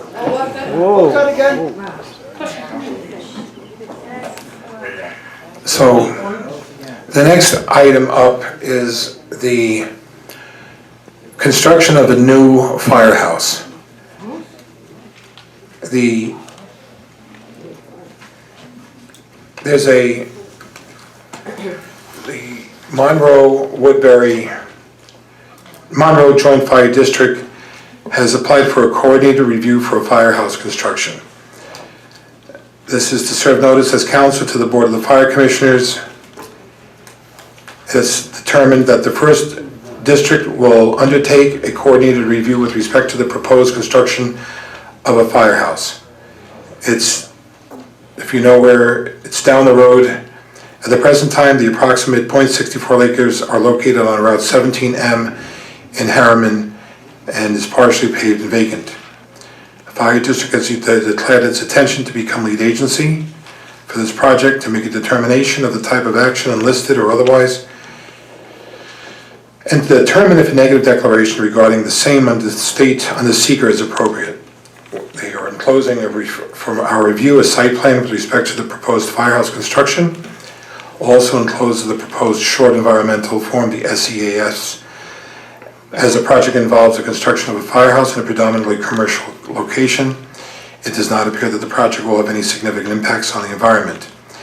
As the sole agency with authority to approve and fund this purchase, the Board of Fire Commissions is the only appropriate lead agency under seeker.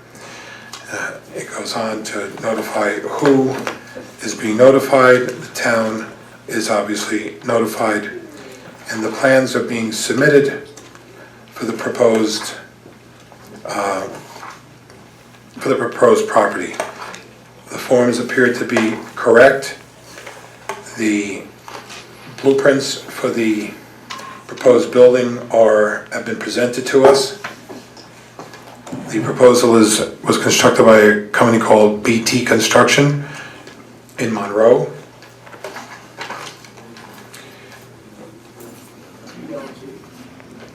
And, I'm sorry, no, that is incorrect. And this is the purpose of notifying the town of the intent to submit the seeker and to submit the plans for the new firehouse. I don't know what the proposed costs are. If anybody does know here, that's fine. Mary Ellen, you're the secretary, I believe. Do you have any idea as to what? Yes, Harley, I am the Secretary of Public. I'm going to step aside from Town Clerk right now and speak to you as the Fire District Secretary. No, this was submitted to the Town Board as per the secret process. It was also submitted to other agencies. This firehouse falls under the Village of Harriman for the building permit. And the Board of Fire Commissioners would like the public to know that the meetings are the fourth Thursday of every month at 406 North Main Street at the Monbassia substation. December 17th, although because of the holidays, they will be holding a meeting. As this starts to progress, there will be public hearings and so forth for it. So please, they are asking the public that if they would like any information, to please contact the Board of Fire Commissioners. Okay, as far as, it's not my place to speak as far as that, but they did, it's on the agenda, and I did want the public to know that that's, you want those answers, you can go to the Board of Fire Commissioners, and they'd be more than glad to speak to you. Thank you, Mary Ellen. They would like our approval to allow them to be lead agency. Our required response is by December 29th. I don't see any reason why we shouldn't allow them to be lead agency in this project. You make the motion? So moved. I'll second it. Any discussion? What would the problem be if an engineer looked at it anyway, the town engineer? Do you want to rush this forward, or do you want to do it on the 21st? Do you want to do it now? I'm just asking Dennis. They are asking us. I know the deadline's the 29th. Yes, they would like to be lead agency. Okay. Should we have an engineer come in and affirm that? I don't think we need to spend that money. That's good. Yeah. Just asking your opinion, because you Yep. made the motion. I'm with you. Thank you. Call the question. Call the question. Aye. Let the record show Mr. Coloma's not available. Unless you want to hold this off, he's coming back, You right? get 4, it doesn't. 4 votes, we're good, we're good. But we're here. 4-0. 4-0. You have to work tomorrow. 4-0. Is he coming back? 9:31. He said, He may ask us to revote. he didn't say he would not vote, but he'll be back. Okay. We have, Rick, this was for, and we're just gonna need your yes vote. This is to give lead agency to the Fire district. Monroe Joint Fire District. For the new fire building. Okay. He's along with it. We have 5 votes. Yes. Okay, 5. Okay. This is for Balmoral Court. This is the second pillar repair. Tony, can you discuss this? Yeah, the first one, as the board knows, it fell down. It was poorly constructed from the developer. The second one is leaning now and about to fall down. So it has to be rebuilt before it falls on somebody. It's a bus stop for children. So that would be the board's decision if they wanted to have that done. Or you want to wait until it falls down. I believe it's 3,300. How old is the structure? I'm sorry? We need a motion, I'll make a motion that. It's gotta be Make a over motion 10 that we years old. appropriate $3,300 to repair pillar number 2 before it falls down. I'll say, Do we have a second on that? yeah, hold on then. No, it's in our town right away. We might have to amend the motion. How did we pay for that lot on the other one? From, I believe, Highway. So it's a highway expense, right? Yeah, it's a highway expense, yes. If it's in your budget, you can even do it without a town board resolution to do it. No, he would feel more comfortable if the town board were behind him. Absolutely. If you want to think for a minute on a lighter note, I can continue. Well, we have a motion on the floor. We either get a second or it just goes away. I'll make a second for Okay, discussion. so we could discuss this further. So you want to fund it the same way you did the first repair? Refresh us, I Peter. don't remember. We think there's available money in the highway budget, but if we do it tonight, they can get it done before the weather gets bad and before anybody gets hurt. So it's the kind of thing that we should move ahead on. No, I was okay with 1, but now that we Yeah. have 2, do we really have to rebuild the pillar? Can't we just do the wall, forget about the pillar? Save a little bit of money on it? Well, the pillar is tied into the wall. I would That understand. actually holds the wall up. Yeah. It was poorly They constructed. didn't do a very good job. There was no mortar in it. Why don't we just square off the wall and forget about that? That would be up to you. Up to the I board. mean, Doesn't matter to me. it's our wall. Right away. It's in the Can I right ask a of way. question? Sure. This structure is what? Stone. No, what is it for? It's nothing ornamental. It's ornamental for a subdivision. Aesthetic. Take it down. Take it down. It's in the right of way, you have to maintain the right of way. Right, that's the only problem. Anything put in the right of way has to be maintained in the right of way. And if it's removed? Because it's in the planning board, the zoning board, and. Oh, because it was in approved. part of the planning board when it was Right, originally planned. when the road is dedicated. It was part of the dedication? I'd love to see that document. That's what I was told. I think it can be a wall, a finished wall, coming to a natural end with mortar. It doesn't need to be a pillar. I mean, if it's in our right-of-way and it belongs to us, we ought to be able to fix it as economically as possible. That's the board's decision. Like I said, one would be okay because you would like it to match, but now the two are falling down. Let's just make it a normal wall. Are there any more?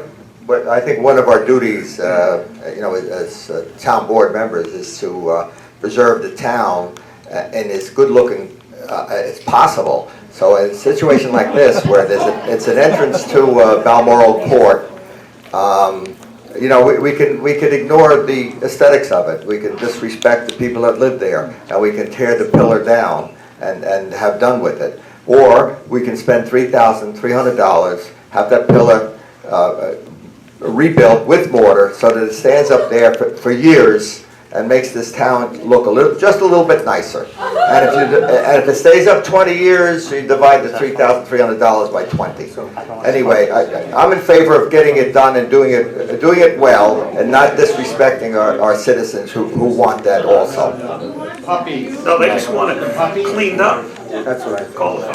We'll finance it the Yeah. same way we did the other one. We'll finance it through highway budget, so it doesn't cost the town any more money. All right, then, thank you. And what's your recommendation, He just gave it. Highway Superintendent? I just gave it to. From the highway Give it budget. to me again out loud. The money that's in the highway budget will fund this, it's already there. Yes. And we have to use it up before the end of the year, so. Okay, so all you need from the town board tonight is a blessing. I don't even need approval. We don't but I want the have to town's approve it. We say yes or no to what you're planning to do, and you're gonna do it anyway, right? He's an elected official, he can do that. Absolutely, It absolutely. would be nice to have the town's approval and let the audience know what's going on. Okay, I think the audience is fully informed. Can we call the question then? Aye. Aye. No. Just whatever you like, it's your budget, okay? No, it's what the town wants. No, You know, for aesthetics, as Dan said, doesn't matter to me. We're waiting on a vote here. Rick abstained. Rick abstained. Abstain. I He don't- abstained. I'm not going on care. It's his money, his budget, that's it. Why Okay, else can so we- it's 3 ayes, 1 nay, and 1 abstention. All right? So it's tabled. It's No, done. no, it's passed. It's yours, whatever you want to do, it's done. Again, Did you vote? Yeah, it passed.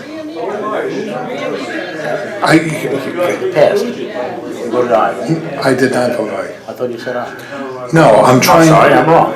He's My- thinking. Yeah, I'd like to hold this over because I know that we did work on the other one.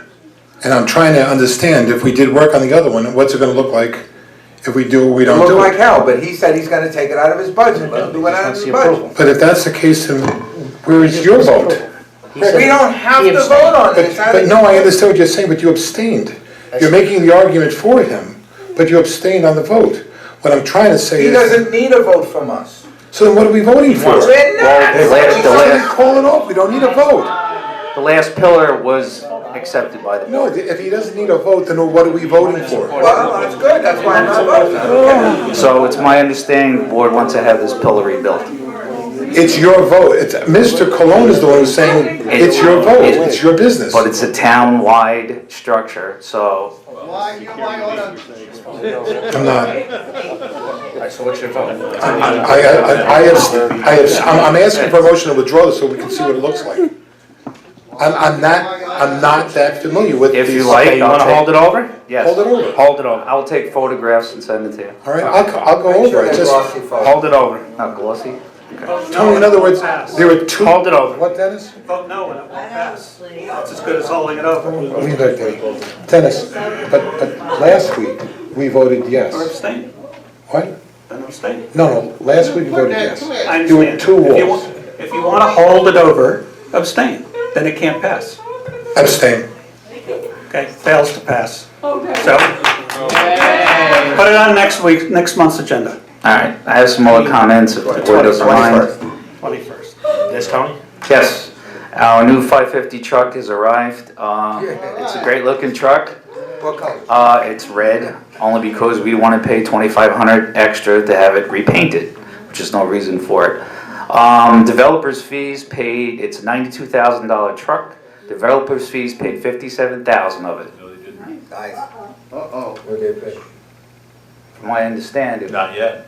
not yet. Those developer fees, I've told you before, are not transferred to the town until the Okay, final piece of the development is accepted. right, the $57,000 will be given to the town for a portion of this truck. The truck is paid for out of. I stand corrected. balance. We saved a lot on de-icing materials, and it gave us a chance to continue leaf pickup with the crew we have and the equipment we have. And we will continue until the snow flies. Hopefully, we won't get any. We could save a lot on de-icing materials.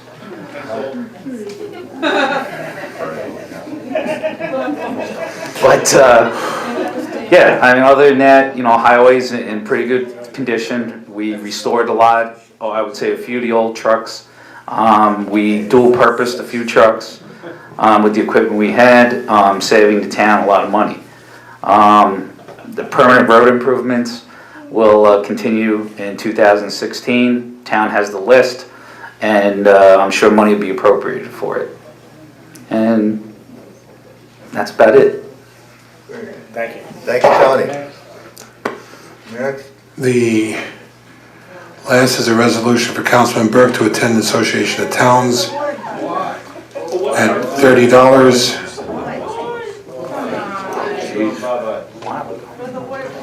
That's in February. Just to give permission that he attends it? Yeah. Redid it just today. Oh, it's in February. No, we're talking about on the, tomorrow night. Tomorrow night. Oh, tomorrow night? Okay. I got no problem with it if it's tomorrow night. I'll make the motion that you attend the Association of Towns dinner for $30. He'll be the only one from the town who'll be going. Well, I care. Because it's nice to have someone represent your I'll town. make the second. We've always had that. Sometimes multiple members had gone in the past. Lately, we've had one or none going, so this is one person who wants to go. I'll second it. Okay. Call the question. Aye. Abstain. Aye. Jerry, Danny, I'm sorry, Rick? No. Oh. Okay. Am I required to abstain? Yes. Okay, so I will recuse myself, I will not vote on this. However, I will be going to the Association of Towns meeting, and I'll pay the $30 myself. I've had a long relationship with the Association of Towns. I go to just about every other meeting, and I try to make sure that they know what's going on in Monroe, and I represent the town, and they're happy to have somebody from Monroe come there. So I will continue this the one more month, and then somebody else can go. Somebody else can go in the new year. Are you gonna play me? Thank you, Dan. Okay. Ladies and gentlemen, we're going to take a 5-minute adjournment, and then we'll have the privilege of the floor. We need a motion for that? I'll make it. No. Take a 5-minute break. And I probably will not be here for public comment, that is correct.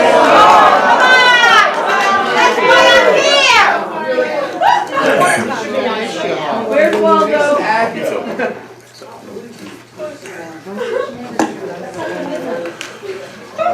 You have.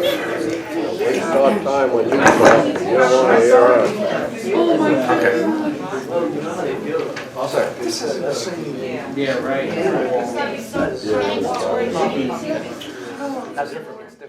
But for now, everybody's waiting for public comment. I think that we can get that started, gentlemen. We should wait for Jerry. Yeah, I Yes. think so. I have a lot of questions for the acting. Jerry will take plenty of notes. He'll be back. trust me. Yeah, we might as well wait. We're well past the 5 minutes. I'd like to get this We're moving. waiting. We'd like him to hear what we have to say. He's the one who has all the time that we're taught. Clever retorts, I'm sure. Oh. Very good. But at this point, That's one word. Gentlemen? All right, we can start. Go ahead. Okay. I tell you, folks, you are used to this drill. It says privilege of the floor, public comment. This is an opportunity for members of the public to raise concerns before the board that are on the agenda. As a courtesy to everyone who would like to address the town board, each person is asked to keep his or her comments to 3 minutes. The public comment period will be a maximum of 60 minutes. Actually, we've run over before, and if necessary, we'll run over again. Generally, the board does not take action on matters raised during this time, but will set the matter over to the next meeting if applicable. Agenda items should be in writing. Okay, that's it. Okay. So we can begin. You know, where you have 3 members here to listen to you. It's recorded, so Supervisor Doles is going home. And Councilman McQuaid will be coming back. Mary Ellen? Ellen? But please make your comments. We'll be listening, we'll be taking notes. If we can answer anything, we will at the end. And if not, maybe we can tell you in 2 weeks. But Mary Ellen? Lorraine Lone. Okay. Good evening, Lorraine.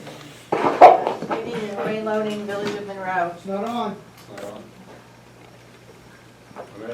Testing. Earth to Mars. Okay, good evening, Lorraine Loading, Village of Monroe. There's something on the agenda that you guys can do, the water contract with Jack Sherry. It was on new business and you kind of just skipped it, you know. But I do have a bunch of questions about it. The yearly amount of this contract, basically what's the difference between this contract for 2016 and your existing contract? In the past, the highway department handled a lot of the water issues. Has there been, I've asked this before, particularly at budget time, have you guys done a cost analysis of, is it better for the highway to do it? Is it better for Jack to do it?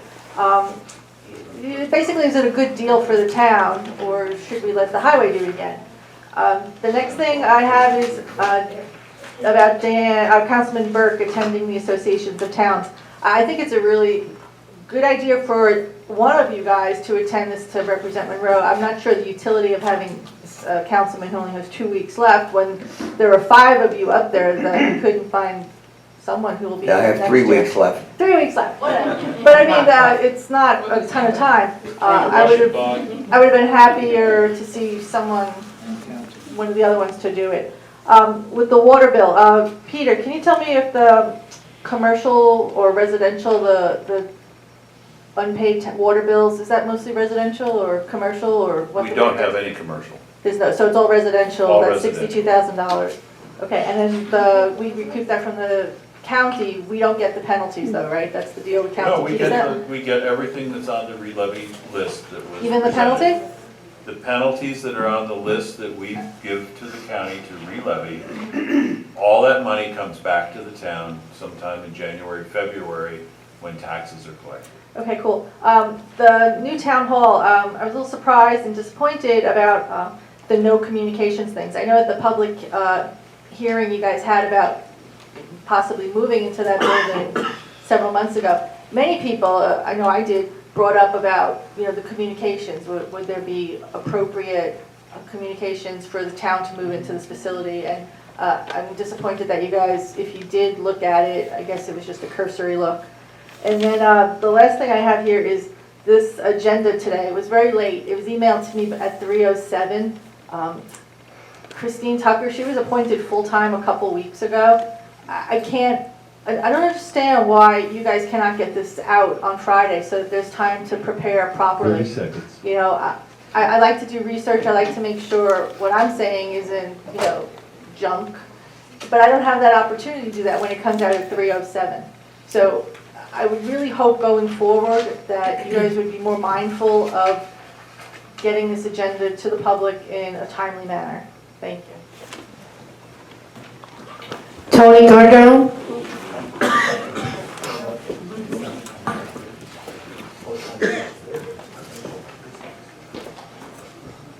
Thank you, Tony Cardone, Town of Monroe.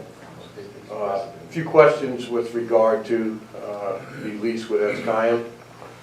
First one is, was there a budget prepared for the space renovations?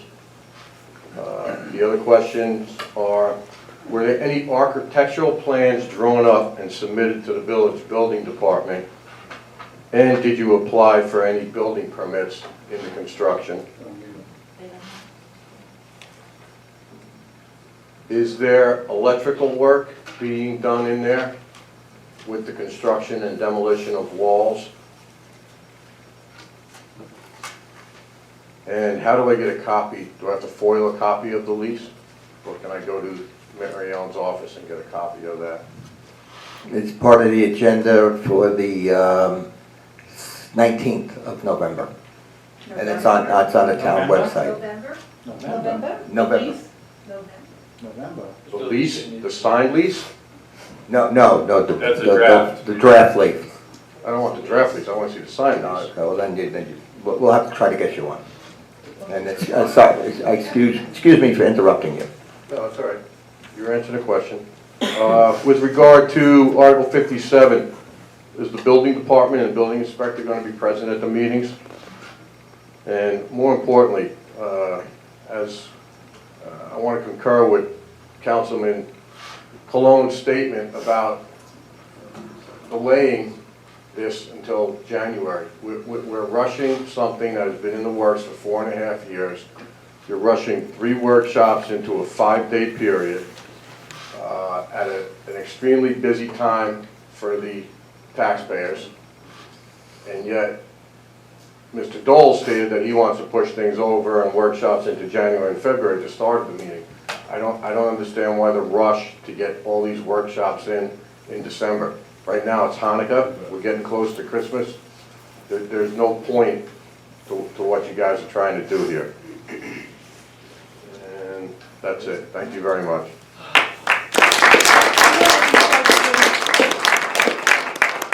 Sal Lombardo? Yes.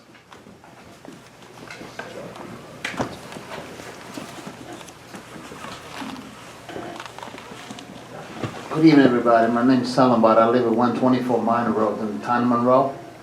And I've been having a problem like 20 years, 15, 20 years with the water, the town water from the road. We had a meeting last year after a medical collision, and everybody looked at it like I had the engineer over there, and Tony was there, Ariso, and Dolly was there, and they looked at the problem we have. I got all the water coming through on my property, flood. They said they were going to do something, nothing will be done. I got my foundation is all cracked in the house, and I got a ditch in the front of the property. All the water comes like a river when it's a heavy rain. So I would like to see something, to be done over there before my house is being destroyed. Anthony saw everything there, Thank you. Mary Ellen? Jason Gaberi? Jason, how do you pronounce your last name? That's pretty good. I was going to start off by apologizing for some of my erratic behavior at the last meeting. Emotions run very high at these meetings. The people that I was going to apologize to aren't here. Wow. With that being said, I think it's almost impossible to explain to a board that continues to show this kind of respect why people get upset and behave like I did.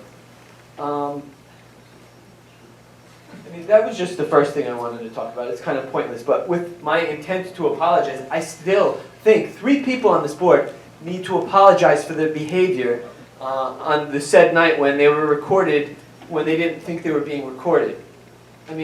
Fake apologies aren't apologies. To tell people that they look like they're dead walking when half the board looks that way is totally crazy. And then on top of that, just apologize. None of this, it was a joke, it was inappropriate. Apologize. And the 2 guys that here really need to apologize as well as you do, Dan. I know you feel like you've apologized. You really haven't. That's okay. I think that maybe it'll come. Well, it's not okay. You're right, but you get what I'm saying. With that being said, many times we've also been told to not talk about politics during this time. Countless times I've heard people on the board bring up the alliance. I've heard passive-aggressive remarks about a said young lady who's making deals. You know, be a man, Harley. If you're going to say that people are making deals, call them out on it. Tell them what the deal was. Don't do that. It's just BS. I was going to talk about some nepotism too. I actually looked up nepotism in the state of New York on Google, and the Office of State Controller has a tutorial on local government ethics and transparency in New York State. And I would highly recommend, as we get this new board, it really should be done by this board to show that they have some respect, but to pass some kind of law against nepotism in our local government. There's at least 5 cities in the state that have laws against this. One of them being Ithaca, one of them being New Paltz. I can't remember the other 3. But rather than just putting people on boards that we sleep with, it would be nice to see people that, you know, maybe have opposing views to us, or, you know, can create good government where we communicate. And I would be all for. 30 seconds. Thank you. I know I got 30 seconds, but we can drag out anything for forever and ever and ever and ever, and then brag about it after hours. Okay. But there's so much to say. Anyway, with that being said, I think that half this board should go to workshops on conflict resolution and how to deal with an angry public that they've made angry. Thank you. Any of conflict resolution classes wouldn't cost that much. Roy Kalmus.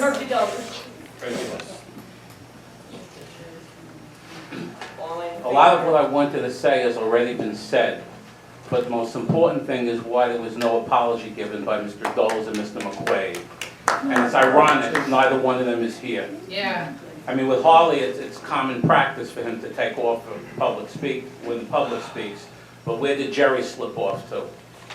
By the way, Hudson Valley office furniture, 565-6673. Save some money by buying some used furniture. Got all their catalogs. Good, use them. Put that into the budget, please, Peter. The last thing I want to say is, why is Jerry hell-bent on passing the zoning law before the end of the year? I just don't get what he is hell-bent on, other than getting hotels on 3-acre lots, which is absolutely insane. And how anybody could possibly support that is absolutely mind-boggling. What is the game plan here? Thank you.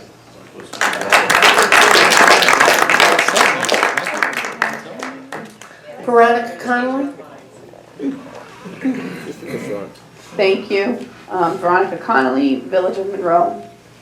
I'd like Mr. McQuaid to elaborate on who would like to get Chapter 57 voted on. He mentioned there's a certain community, but from when I was here from the public hearing, Mayor Welly from the Village of Harriman stated he was not for Chapter 57 being pushed through by the end of the year.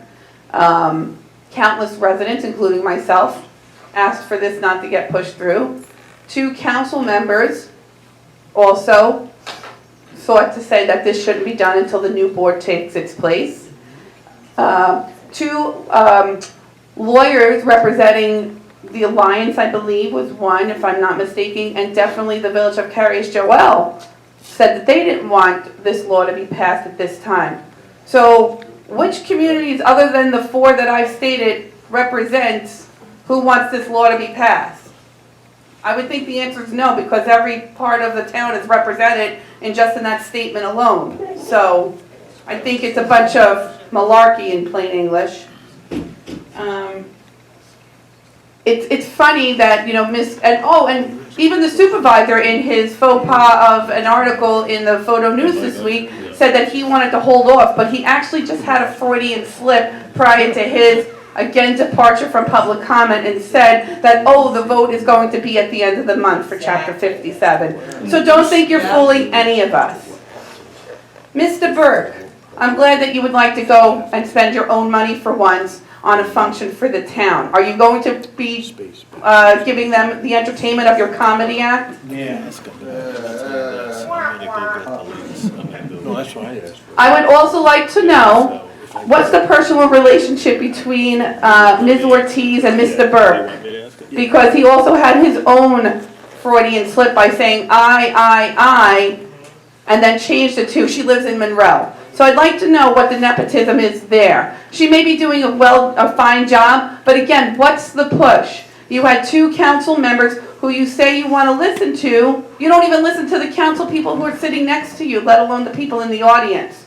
So what's the push for getting somebody who, she's doing a fine job, I'm sure Mr. McGinn and Mr. Cardone would see that and then appoint her as well. 30 seconds. And finally, you did not apologize, Mr. Burke. Your nonsense on the 2 public channels that you say, that's not an apology. Maybe you should take a course on what apologizing is. That wasn't it. Mr. Doles and Mr.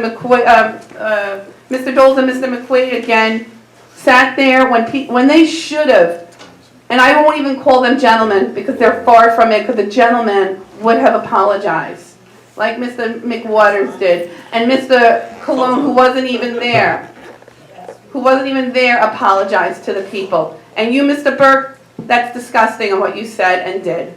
Disgusting. You should be ashamed of yourself. You should walk with your head in shame, because that's what you should do. Or be a man. Own up to your mistake. The first part of a problem is admitting that you have one. You have a problem. You don't respect the people of this town. Whether you think you do or not, you don't. Oh, and we did, one more thing. We did bring it on, Mr. Burke. It's called United Monroe.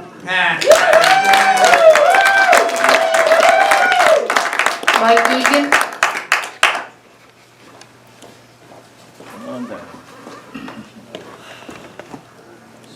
Thank you.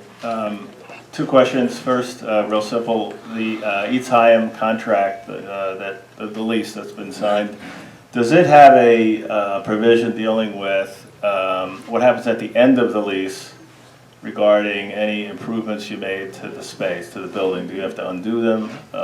What does it say? As in any standard lease, Mike. That's what it says. Okay. If you make changes, you have to make it back. Okay, you got to deliver it as it was when you got it then. Okay, that's what I figured. My next and last question and comment is really to the 2 people who aren't here. I have no choice but to go ahead and make them because they're not here. I asked Mr. Doles to stay. He told me he would not. So this is regarding the zoning changes. You know, I learned today of the 3 workshops that are scheduled for this week. The notice is far too short, especially in the busiest time of the year, for all of us who want to attend. This is further evidence that this entire process is too rushed, it's too last minute, and frankly it lacks any sort of intelligent planning whatsoever. Remember that the goal is to achieve good land use planning. That's the goal. That's why you guys are here, not to put a notch on McQuaid's belt. Okay? I mean, I can't say it any more plainly. He didn't say one thing that spoke to public interest tonight about why this should go forward. Not one thing. He said, this has been going on for years. Let's get it done. We've worked hard. None of those speak to the public interest. That's why he's here. My second comment goes to Supervisor Doles, and it's related. In his photo news comments, he indicated that he now agrees with the public, the residents of the town, and that is that the vote should wait for the new board to be seated. He again indicated it tonight, and he indicated it in my brief conversation before he bailed. Yet you're moving forward to have a vote this month, in spite of the supervisor saying that we should wait. This will require that all the written comments by people like me, who actually do the work, who read this nonsense, research the law, and give intelligent comments, and I'm not alone, there are many others who will do the same thing, and the county, will all have to do that by December 14th now, right? Because the process is continuing, and then Mr. McQuaid said numerous times he's gonna try and shoehorn a meeting in. I think he's talking about December 28th. I know the timing, and I know that that is the day, that is the window, so he's clearly working with some knowledge of the law. So my comment is to Mr. Dawes, is if you're sincere about wanting to delay this until the new board is seated, you have the power to do it right now. Just put a resolution on the table that says we're delaying this till next year. You'll get 3 votes, Mr. McWaters, Mr. Cologne, and yourself, and it's over. So why isn't he doing that? I had the conversation with him. I asked him. He said, I won't do it. Okay? So all of this adds up to me as a strong suggestion that Mr. Dawes' comments to the Photo News and tonight were not sincere. Yeah. And that he doesn't actually want to push this off until the new board is seated. Because he has the power to do it. He knew before I thought of it how to do it, and he didn't do it. Thank you. Mike Goldstein? Mike Goldstein. With all this talk about Area 57 tonight, you neglected to mention the moratorium, which I thought was going to be voted on for 6 months. It's nice that you want to change the rules and possibly a new comprehensive plan, but if we don't have a moratorium, we're going to have more of what I call the Brooklyn brownstone buildings put up in our town because of an erroneous meeting of a law which was really designed for houses that were already built to make accessory apartments, not for new houses that are first going to be built. So if we don't have that, we're going to be in trouble. Now it's interesting, as was mentioned by an earlier speaker, that lawyers for the main congregation and for the Alliance, they didn't say they wanted to wait on this. They voted against it. They want it not to happen, which tells me that they have plans to use these loopholes that exist and allow these houses to go forward. Thank you very much. Ward Brower? Ward Brower, private citizen. First of all, I urge the moratorium with stated reasons and the time frame so it gets done in the time frame. Next of all, we do need a well/aquifer protection law because we end up with a lot of salt in a lot of people's wells and it affects particularly elderly people, but everyone's health. Needs to be done, but I've heard no action on that. Actually, third comment is really on the ZBA Zoning Board of Appeals. The problem with the Zoning Board of Appeals, it has power to undo written codes. The problem when you have the power to undo written codes, you then establish in effect a new code. That board has an awful lot of power, but it has no checks and balances. That's the problem with it. Planning board follows the zoning code, has advisors, attorneys, consultants, engineers, planners, they have all that. ZBA rarely has all that input. So you're going on just the individual's background. It's a point that it's problematic. I understand we do need a ZBA because laws, no matter how well they're intended, do have consequences that are not intended. So you need that power, but that power needs to have some kind of checks so it doesn't get abused. So we end up with these 4 family conversions, which are then compounded by a felony by accessory attached dwelling law, which doubles the density. That law needs to be adjusted, as been pointed out. And that's enough for tonight. Thank you. That's it? That's all? Gentlemen, anything further? Hey, Rick, why don't you vote to change the date to January now? There's 2 of you and 1 of them. Exactly. It's a quorum. Hey, Come on, it's a quorum. Well, what a great idea. Yeah. I think that we should table the Law 57 until January 2nd. I'll second that. Come on, Dan. Call the question? He has to call the question. Call the question? Aye. Aye. No, please. You can't even do the right thing on the way out, Mr. Burke. You are pathetic. Pathetic. Pathetic. Your definition of the right thing is to agree with you. I've given you I've given you the reasons why I want to continue the process on chapter 57. So you get a paycheck next month from them? Do the right thing. Ladies and gentlemen, Mr. Martin has one thing to say, and then we'll call this meeting. Well, we want to respond to the public. They brought some issues up. Okay, so let's. Dan, I just, Go ahead. to Mr. Cardone. There is no construction going on. So no walls are being demoed, no office space that currently exists is being demoed. So we're painting. You mean at that time? At that time, I'm sorry. Okay. We're painting and the communications cabling that looked like it was there, some of it is Cat 3 that's not acceptable for data communication. And there's also just not enough cables, so that's getting added in. That would be an enhancement to the space if the town left. I don't think they'd say that we had to take that out. And that's about the sum total of it. What's the dumpster there? There is a dumpster. Well, the dumpster that's there is because the Journey Church and the synagogue had a lot of materials that were stored in the lower level, a huge amount. And they cleaned out, they're consolidating their storage into one small area of the lower level. And all the rest of that is material that was in storage there that was theirs. Some of it looks like construction because there was some sheetrock and there were some 2x4s and things like that were there in the storage area, but they weren't anything that's being done by the town at the site. And in fact, the dumpster, not even a town dumpster, that's a dumpster that came from the synagogue.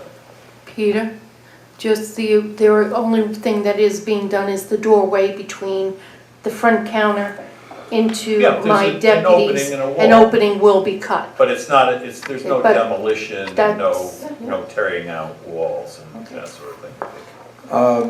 Thank you, Peter. Any of the council members, please make your comments, and please be brief. Gentlemen, Dan? Dennis? Lorraine, I agree with you. I was watching the site most of the day, and I didn't see an agenda till very late. That's a little inconvenient when you like to come to meetings prepared. Not sure what we can do about that or what I can do about it now, but that's always been a problem for me. I have a comment on Mr. Lombardo's. I didn't know you finished. I'm sorry. Let the councilman finish. Tony, that was a good recommendation to have the building inspector sit in on some of these workshops.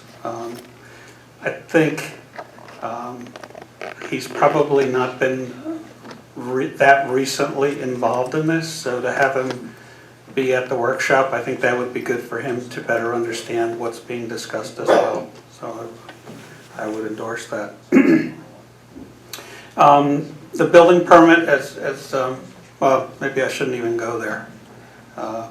Whether a municipality has to obey the rules of another municipality. I think we went through that with the garbage outside and the electrical transformer outside. Yeah, but my concern would be, Yeah. Dennis, is that our municipality doesn't own the building. You're leasing the building. Right. So you're putting Etzkayim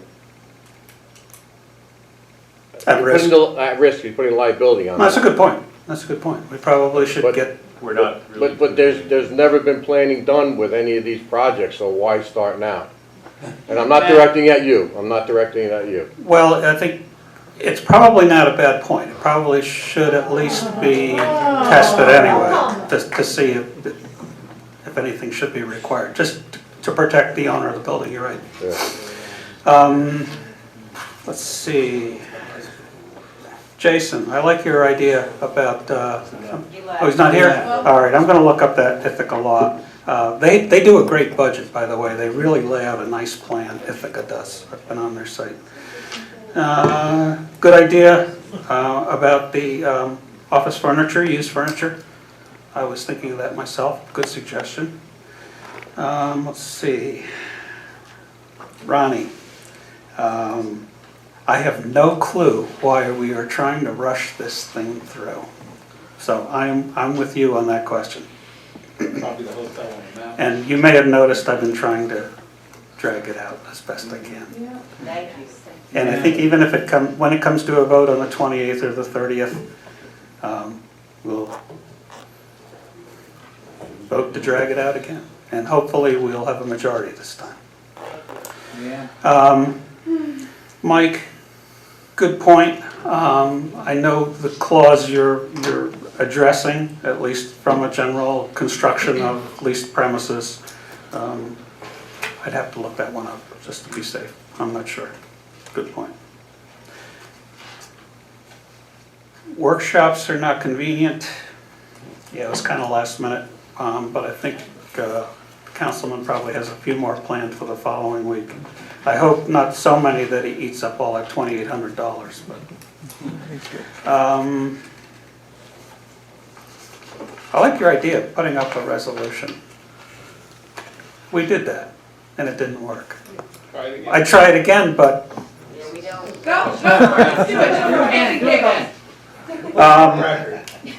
Mike, about the moratorium, I am definitely in favor of a moratorium. I think it's necessary. If we're going to do anything in the way of trying to change the zoning law, it doesn't make sense to have everybody rush to application because they're afraid of what new laws might come into place. So a moratorium is absolutely a necessity.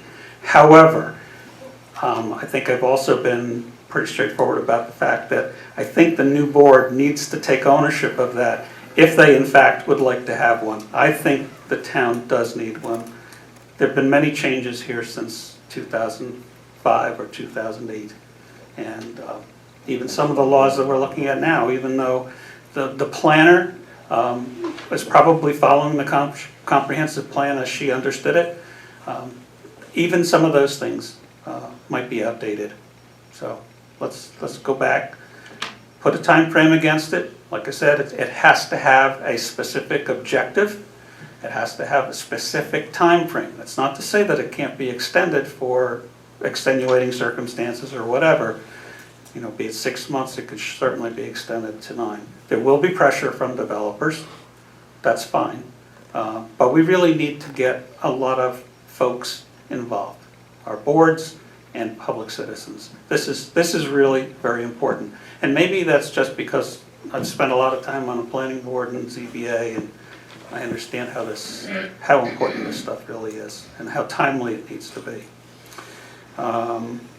Board, I believe that not only should the tree code be part of this, whatever code comes out of the comprehensive plan, but I think we've already started with the well protection sites and an overlay.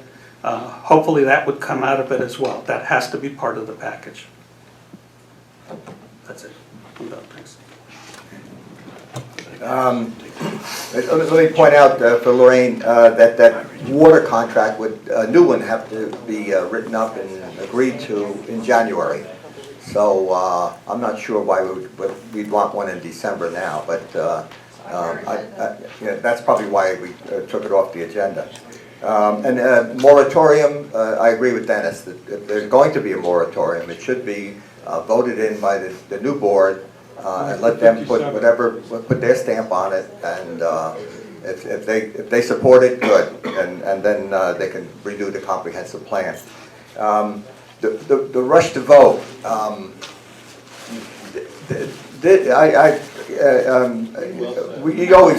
You might hold out hope. It's not done until it's done. I'm not even going to quote Yogi Berra on this, but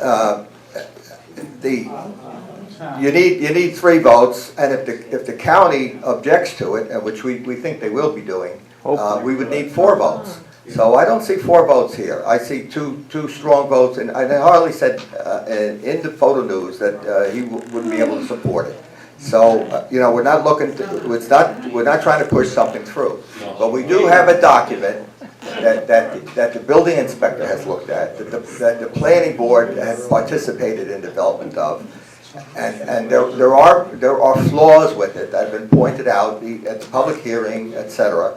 And one is, I looked at the section on hotels, and it's talking about acres per guest room.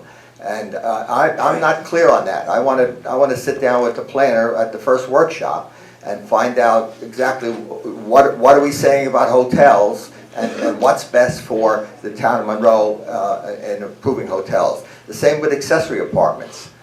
Do we need an accessory apartment to go before the planning board so somebody gets to look closely at the water and sewer and traffic and everything else? At this point, I think we do, but I'd like to sit down at a workshop and do this. And also, the zoning board approved 2 units over on Raywood Drive. Now, I was chair when we did the first one, and that is not a 3-family house with 3 accessories. It's 3 families, period. And the decision of the zoning board specified that, and that can't be changed without going back either to planning or zoning. So that's locked in, and that there was good reasons for it. It was a 5-0 decision, and it made sense. The one across the street is 4 units, and one of those units is an accessory. And again, the zoning board specified you get 3 units, 1 accessory. There's no more accessory, so it's not going to be 8 or 12. It's 4 units, period. And their septic system was approved by engineering, by the zoning board's engineer. It's a super system that can handle everything that comes out of there. So and the same with the well. So and those decisions were made carefully. I think that was 5-0.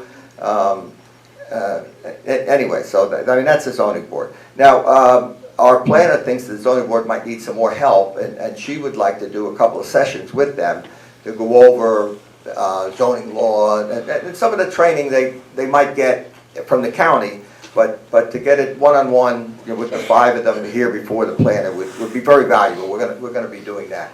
But anyway, the reason that I want to do the workshops and do the revisions to this plan is so that when we're finished, come December 28th, and it gets voted down, which I'm pretty sure it will be, there will be a completed document. All these questions that people had problems with will have been resolved.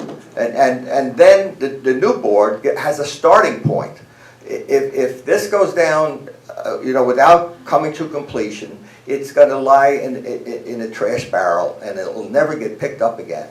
The new board's going to have some difficulties. I'm sure you're looking forward. You see people who were political enemies going to be sitting down next to each other, going to have to work out the business of the town. So that's going to be very difficult. So to start from scratch on comprehensive plan and rezoning everything, I don't think it won't be the teamwork to get that done. So we want to present the new board with a completed document. This is what I want to do, all right? And it'll be, Jerry led it, he did all the work on it. I followed it, I read it as soon as I got here.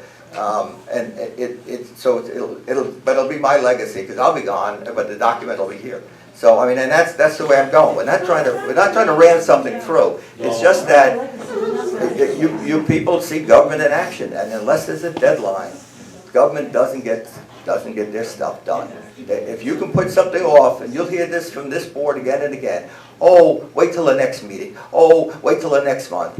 Well, if we put a deadline on this, we can come up and get this finished, and then so it gets voted down. But still, it'll be something that everybody can see, and then you can, then you might have a different opinion of it, but it'll be a step forward instead of all going back to square one. And I don't know if there's anything else that. Apology. Oh, I spoke to. You saw the TV with Blaise Gomez. You saw. I don't know, Tiny. Yeah, folks, you're gonna have to excuse me. I shouldn't have been doing comedy at a town board meeting. I thought the meeting was over. It was from 7 p.m. until it was getting close to midnight. There's a sense of relief, and so that's why I entertain my fellow board members with some silly stuff. But but I Sorry. didn't, when I said this, I said, that's the way you train puppies. I wasn't talking about our citizens, I was Yes, talking yes, about you were. that this is, you're hearing it from the horse's mouth. You are I wasn't the horse. talking about the citizens, I was talking It's not about, the mouth this is you're the hearing kind from. of, this is the kind of thing that you would do if you have to train puppies. Please, please, So, stop talking to us that's- like we're that's what morons. that's what I meant. And by the way, it's respect for citizens. I had one citizen come up to me when I was working on my signs, handed me my road sign, which is nice, you know. And my response was, don't we always have fun? And I said, I appreciate you. I That really was do. me, you could tell them, I it don't was want to. me. I don't want to use your name, but That was me, were you Mr. treated with Burke. respect? Weren't you treated with respect? You know. Treat everybody with respect, I do. Mr. Burke. I do. That I do. commentary was rude, disrespectful. Just say, I'm sorry, I made a mistake. That's all. We don't need the comedy act. No. We don't need the comedy routine. No, I'm sorry. I've explained I explained the puppy's remark. If you don't want to accept it, I'm not going to apologize for it. And the late night, I think I discussed that too. I put it, it's on the Photo News blog. You can tell exactly what I said. So, anyway, but, thank you very much. And That's your legacy, you're despicable. yeah. Humiliated. Yeah. Isn't that interesting that members of the audience can yell at the councilman and say, you're despicable, and nobody has a problem with that, huh? Amazing. The truth hurts. True. Are there any further comments? Yeah, I'll make a comment. The one comment I'll make, well, because I heard what was said here. One comment I'll make, because there was a concern about the hotels and motels. First of all, as Mr. Burke said, there was stipulations in that led to a certain amount of acreage to have the rooms and square footage. So it would be very difficult to build a hotel on a small plot. You would have to have so many acres to do anything like that. But hearing the complaints from the public, I believe that the hotel motels will be stricken from the code. So if you want to complain about the hotel motel after it's stricken, you still can, but it will be stricken from the code. So we did listen and we did learn from what you said. Thank you. Ladies and gentlemen, I always appreciate the town coming out to the board. It does show increased interest in the township. And I think that everybody knows how I feel about what I've said so far.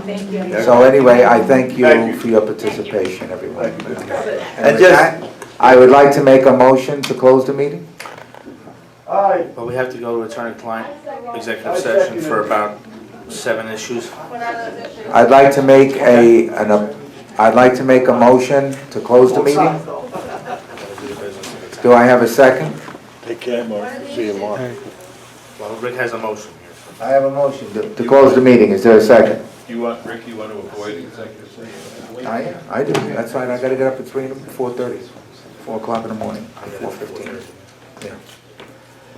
Okay, I don't hear a second. I just want to No explain, there's a team, the attorney-client and executive session combined. We have an employee wage issue, we have a TMAC issue on a possible local business discount.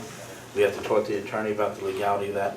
We have a talk about the legality of what we've gone over at a public hearing about constable law and a possible McKinney's Town Law 158 with special policemen, which could be a compromise and something that's legally done, which is a little more maybe amenable to the public.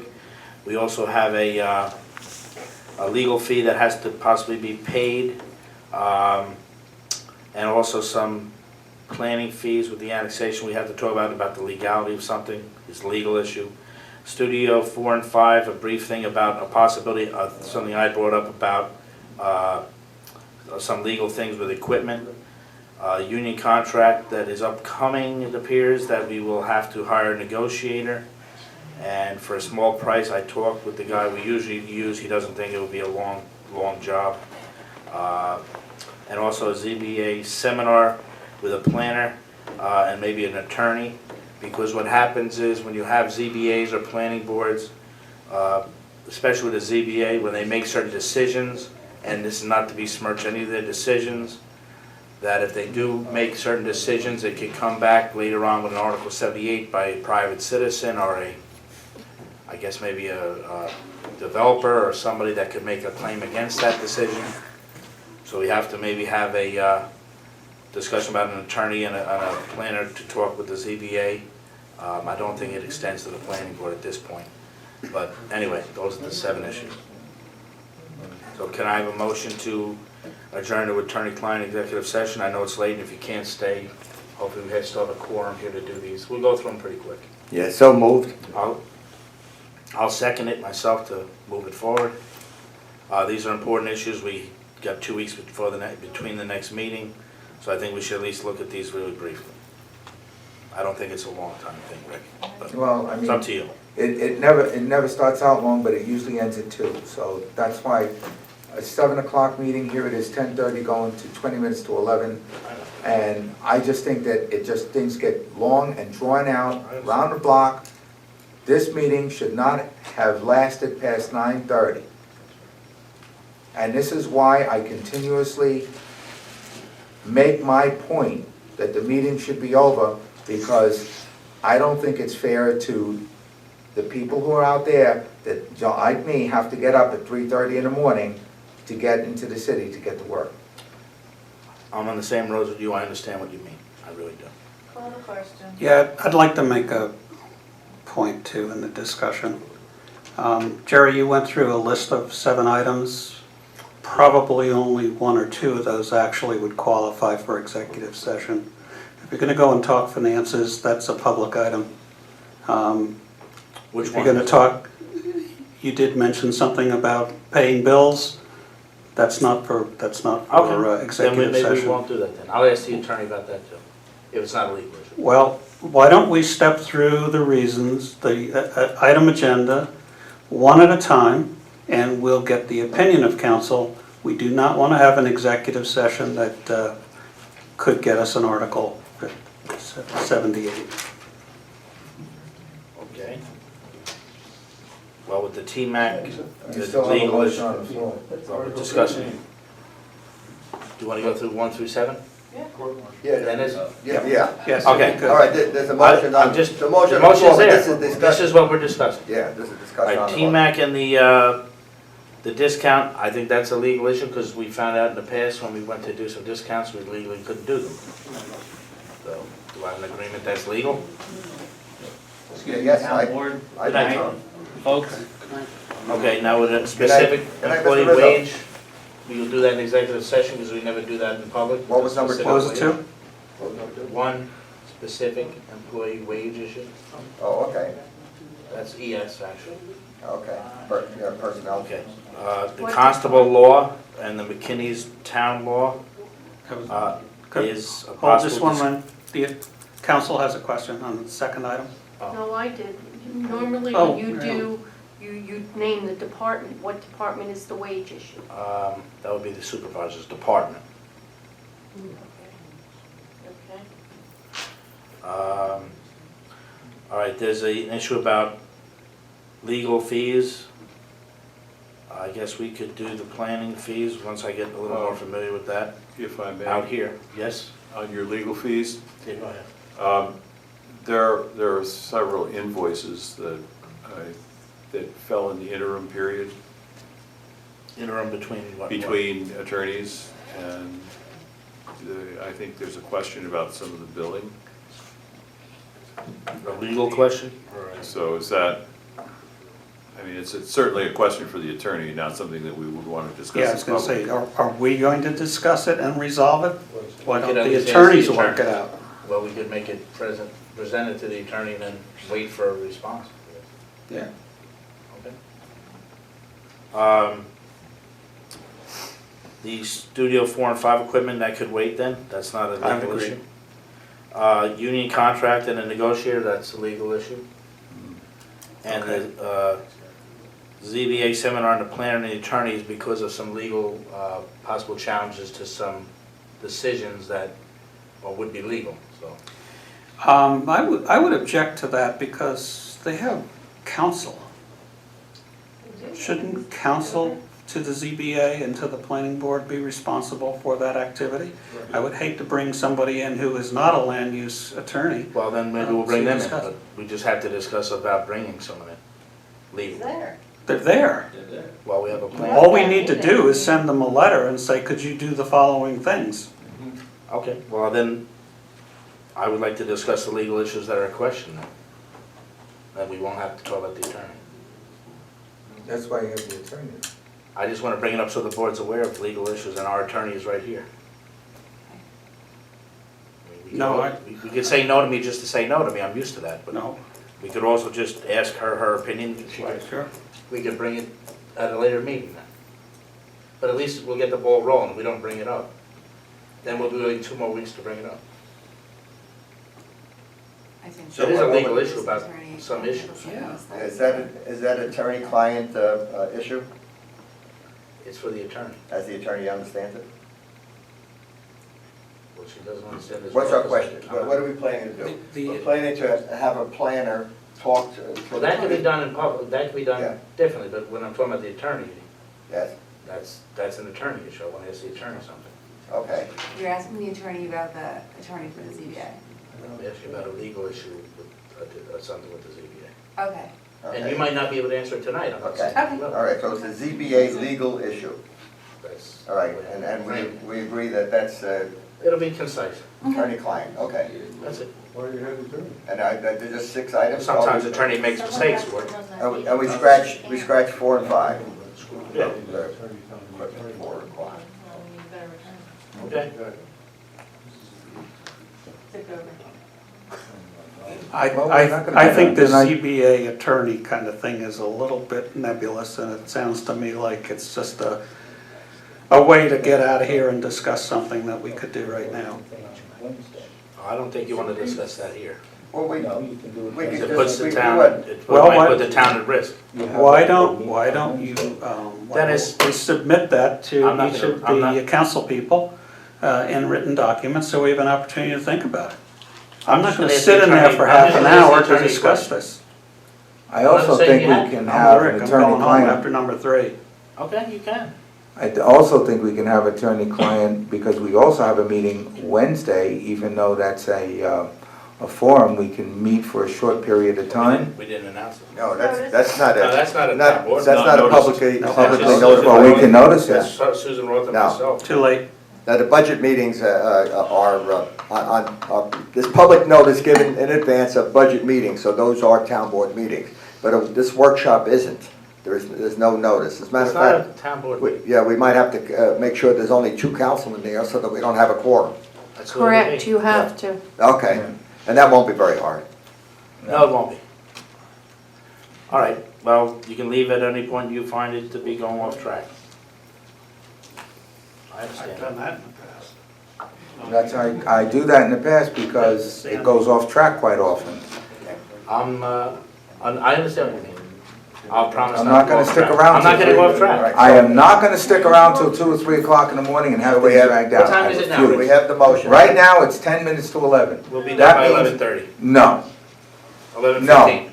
no, because every time we go to a client, attorney-client, somebody, oh, I got one more, you there's said no that item. 4 items ago. There's no item. No, Yeah, I'm not gonna do it. We've got a list We got of a list, items. that's all. I'm not gonna, no, that list always goes to the wayside as soon as those doors close. That's not gonna No. happen tonight.